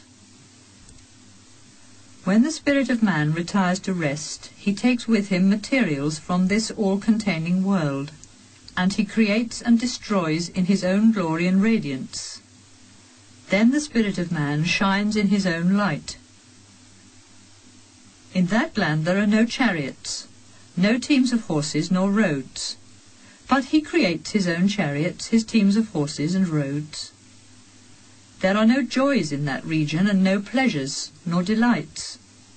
But he creates his own joys, his own pleasures and delights. In that land there are no lakes, no lotus ponds, nor streams. But he creates his own lakes, his lands and streams. For the spirit of man is creator. It was said in these verses, abandoning his body by the gate of dreams, the spirit beholds in awaking his senses, sleeping. Then he takes his own light and returns to his home. This spirit of golden radiance, the wandering swan everlasting. Leaving his nest below in charge of the breath of life, the immortal spirit soars afar from his nest. He moves in all regions wherever he loves. This spirit of golden radiance, the wandering swan everlasting.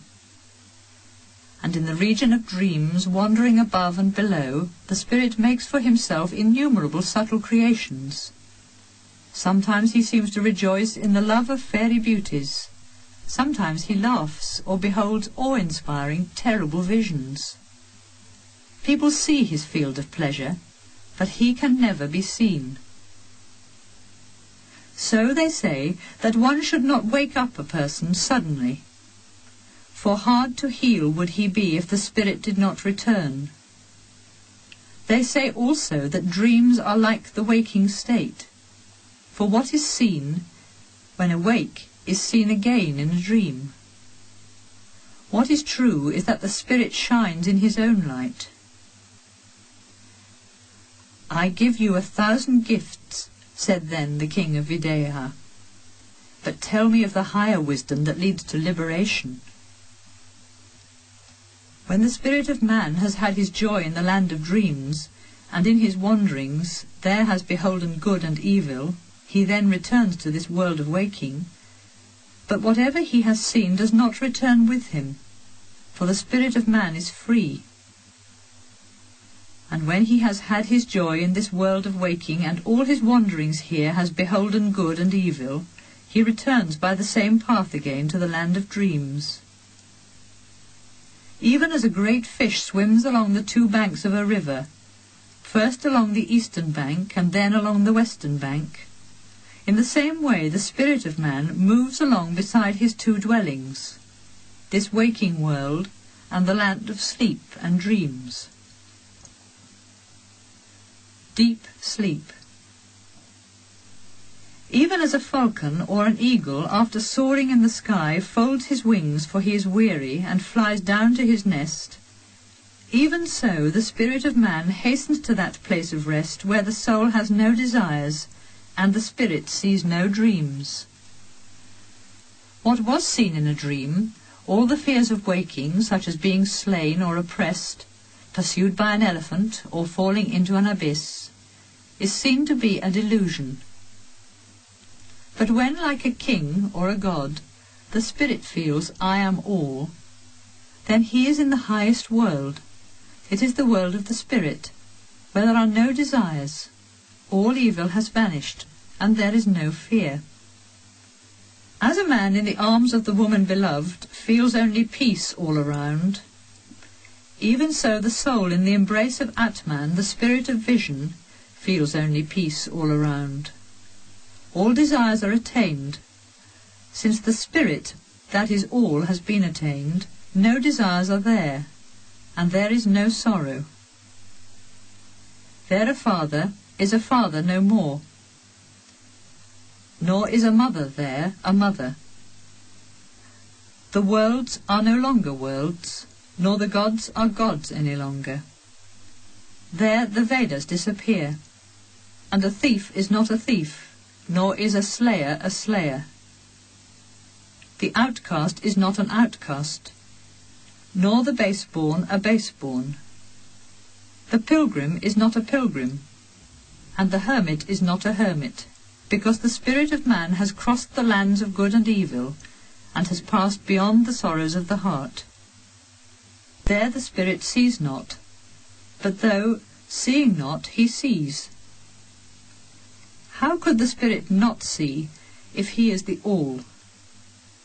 But there is no duality there, nothing apart for him to see. There the spirit feels no perfumes, yet feeling no perfumes, he feels them. How could the spirit feel no perfumes, if he is the all? But there is no duality there, no perfumes apart for him to feel. There the spirit tastes not, yet tasting not he tastes. How could the spirit not taste, if he is the all? But there is no duality there, nothing apart for him to taste. There the spirit speaks not, yet speaking not he speaks. How could the spirit not speak, if he is the all? But there is no duality there, nothing apart for him to speak to. There the spirit hears not, yet hearing not he hears. How could the spirit not hear, if he is the all? But there is no duality there, nothing apart for him to hear. There the spirit thinks not, yet thinking not he thinks. How could the spirit not think, if he is the all? But there is no duality there, nothing apart for him to think. There the spirit touches not, yet touching not he touches. How could the spirit not touch, if he is the all? But there is no duality there, nothing apart for him to touch. There the spirit knows not, yet knowing not he knows. How could the spirit not know, if he is the all?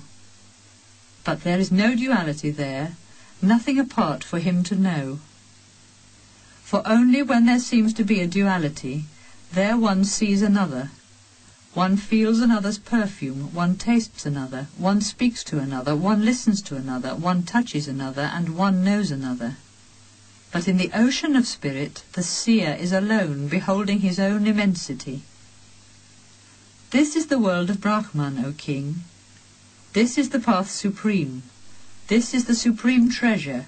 This is the world supreme, this is the supreme joy. Only a portion of that joy all other beings live. He who in this world attains success and wealth, who is lord of men and enjoys all human pleasures, has reached the supreme human joy. But 100 times greater than the human joy is the joy of those who have attained the heaven of the ancestors. 100 times greater than the joy of the heaven of the ancestors is the joy of the heaven of the celestial beings. 100 times greater than the joy of the heaven of the celestial beings is the joy of the gods, who have attained divinity through holy works. 100 times greater than the joy of the gods who have attained divinity through holy works is the joy of the gods who are born divine, and of him who has sacred wisdom, who is pure and free from desire. 100 times greater than the joy of the gods who are born divine is the joy of the world, of the Lord of creation, and of him who has sacred wisdom, who is pure and free from desire. And 100 times greater than the joy of the Lord of creation is the joy of the world of Brahman, and of him who has sacred wisdom, who is pure and free from desire. This is the joy supreme, this is the world of the spirit, O king. I give you 1,000 gifts, said then the king of Videha, but tell me of the higher wisdom that leads to liberation. And Yajnavalkya was afraid and thought, intelligent is the king, he has cut me off from all retreat. When the spirit of man has had his joy in the land of dreams, and in his wanderings there has beholden good and evil, he returns again to this world of waking. Death. Even as a heavy-laden cart moves on groaning, even so the cart of the human body, wherein lives the spirit, moves on groaning when a man is giving up the breath of life. When the body falls into weakness on account of old age or disease, even as a mango fruit or the fruit of the holy fig tree is loosened from its stem, so the spirit of man is loosened from the human body and returns by the same way to life wherefrom he came. As when a king is coming, the nobles and officers, the charioteers and heads of the village prepare for him food and drink and royal lodgings, saying, "The king is coming, the king is approaching." In the same way, all the powers of life wait for him who knows this, and say, "The spirit is coming, the spirit is approaching." And as when a king is going to depart, the nobles and officers, the charioteers and the heads of the village assemble around him, even so all the powers of life gather about the soul when a man is giving up the breath of life. When the human soul falls into weakness and into seeming unconsciousness, all the powers of life assemble around. The soul gathers these elements of life fire and enters into the heart. And when the spirit that lives in the eye has returned to his own source, then the soul knows no more forms. Then a person's powers of life become one, and people say, "He sees no more." His powers of life become one, and people say, "He feels perfumes no more." His powers of life become one, and people say, "He tastes no more." His powers of life become one, and people say, "He speaks no more." His powers of life become one, and people say, "He hears no more." His powers of life become one, and people say, "He thinks no more." His powers of life become one, and people say, "He touches no more." His powers of life become one, and people say, "He knows no more." Then, at the point of the heart, a light shines, and this light illumines the soul on its way afar. When departing by the head or by the eye or other parts of the body, life arises and follows the soul, and the powers of life follow life. The soul becomes conscious and enters into consciousness. His wisdom and works take him by the hand, and the knowledge known of old.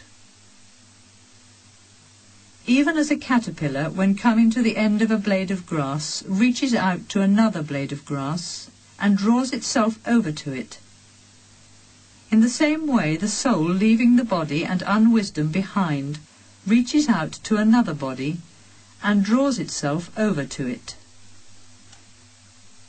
And even as a worker in gold, taking an old ornament, moulds it into a form newer and fairer, even so the soul, leaving the body and unwisdom behind, goes into a form newer and fairer, a form like that of the ancestors in heaven, or of the celestial beings, or of the gods of light, or of the Lord of creation, or of Brahma, the Creator Supreme, or a form of other beings.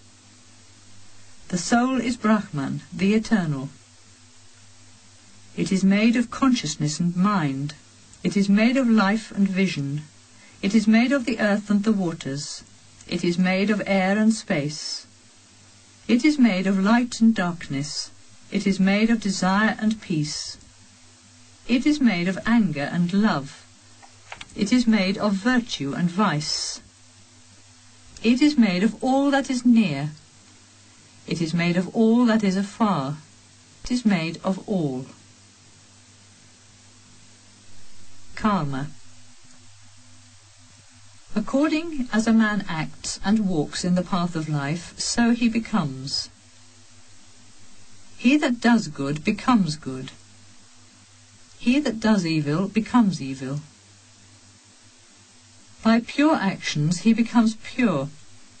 By evil actions he becomes evil. And they say in truth that a man is made of desire. As his desire is, so is his faith. As his faith is, so are his works. As his works are, so he becomes. It was said in this verse, "A man comes with his actions to the end of his determination." Reaching the end of the journey begun by his works on earth, from that world a man returns to this world of human action. Thus far for the man who lives under desire. Liberation. Now as to the man who is free from desire. He who is free from desire, whose desire finds fulfillment, since the spirit is his desire, the powers of life leave him not. He becomes one with Brahman, the spirit, and enters into the spirit. There is a verse that says, "When all desires that cling to the heart disappear, then a mortal becomes immortal, and even in this life attains liberation." As the slough of snake lies dead upon an ant-hill, even so the mortal body. But the incorporeal, immortal spirit is life and light and eternity. Concerning this are these verses. "I have found the small path known of old that stretches far away. By it the sages who know the spirit arise to the regions of heaven, and thence beyond to liberation. It is adorned with white and blue, yellow and green and red. This is the path of the seers of Brahman, of those whose actions are pure, and who have inner fire and light. Into deep darkness fall those who follow action. Into deeper darkness fall those who follow knowledge. There are worlds of no joy, regions of utter darkness. To those worlds go after death those who in their unwisdom have not wakened up to light. When awake to the vision of the Atman, our own self, when a man in truth can say, 'I am he,' what desires could lead him to grieve in fever for the body? He who in the mystery of life has found the Atman, the spirit, and has awakened to his light, to him as creator belongs the world of the spirit, for he is this world. While we are here in this life, we may reach the light of wisdom. And if we reach it not, how deep is the darkness? Those who see the light enter life eternal. Those who live in darkness enter into sorrow. When a man sees the Atman, the self in him, God himself, the Lord of what was and of what shall be, he fears no more. Before whom the years roll, and all the days of the years, him the gods adore as the light of all lights, as life immortal. In whom the 5 hosts of beings rest, and the vastness of space, him I know as Atman immortal, him I know as eternal Brahman. Those who know him, who is the eye of the eye, the ear of the ear, the mind of the mind, and the life of life, know Brahman from the beginning of time. Even by the mind this truth must be seen. There are not many, but only one. Who sees variety and not the unity wanders on from death to death. Behold then, as one, the infinite and eternal one, who is in radiance beyond space, the everlasting soul never born. Knowing this, let the lover of Brahman follow wisdom. Let him not ponder on many words, for many words are weariness. Yajnavalkya went on. This is the great Atman, the spirit never born, the consciousness of life. He dwells in our own hearts as ruler of all, master of all, lord of all. His greatness becomes not greater by good actions, nor less great by evil actions. He is the Lord Supreme, sovereign and protector of all beings, the bridge that keeps the worlds apart, that they fall not into confusion. The lovers of Brahman seek him through the sacred Vedas, through holy sacrifices, charity, penance and abstinence. He who knows him becomes a Muni, a sage. Pilgrims follow their life of wandering in their longing for his kingdom. Knowing this, the sages of old desired not offspring. What shall we do with offspring, said they, we who possess the spirit, the whole world? Rising above the desire of sons, wealth, and the world, they followed the life of the pilgrim. For the desire of sons and wealth is the desire of the world, and this desire is vanity. But the spirit is not this, is not this. He is incomprehensible, for he cannot be comprehended. He is imperishable, for he cannot pass away.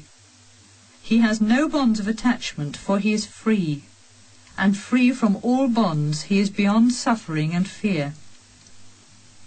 A man who knows this is not moved by grief or exultation on account of the evil or good he has done. He goes beyond both. What is done or left undone grieves him not. This was said in this sacred verse. The everlasting greatness of the seer of Brahman is not greater or less great by actions. Let man find the path of the spirit. Who has found this path becomes free from the bonds of evil. Who knows this and has found peace, he is the Lord of himself. His is a calm endurance and calm concentration. In himself he sees the spirit, and he sees the spirit as all. He is not moved by evil, he removes evil. He is not burned by sin, he burns all sin. And he goes beyond evil, beyond passion, and beyond doubts, for he sees the eternal. This is the world of the spirit, O king. Thus spoke Yajnavalkya. O master, yours is my kingdom, and I am yours, said then the king of Videha. Epilogue. This is the great never-born spirit of man, enjoyer of the food of life and giver of treasure. He finds this treasure who knows this. This is the great never-born spirit of man, never old and immortal. This is the spirit of the universe, a refuge from all fear.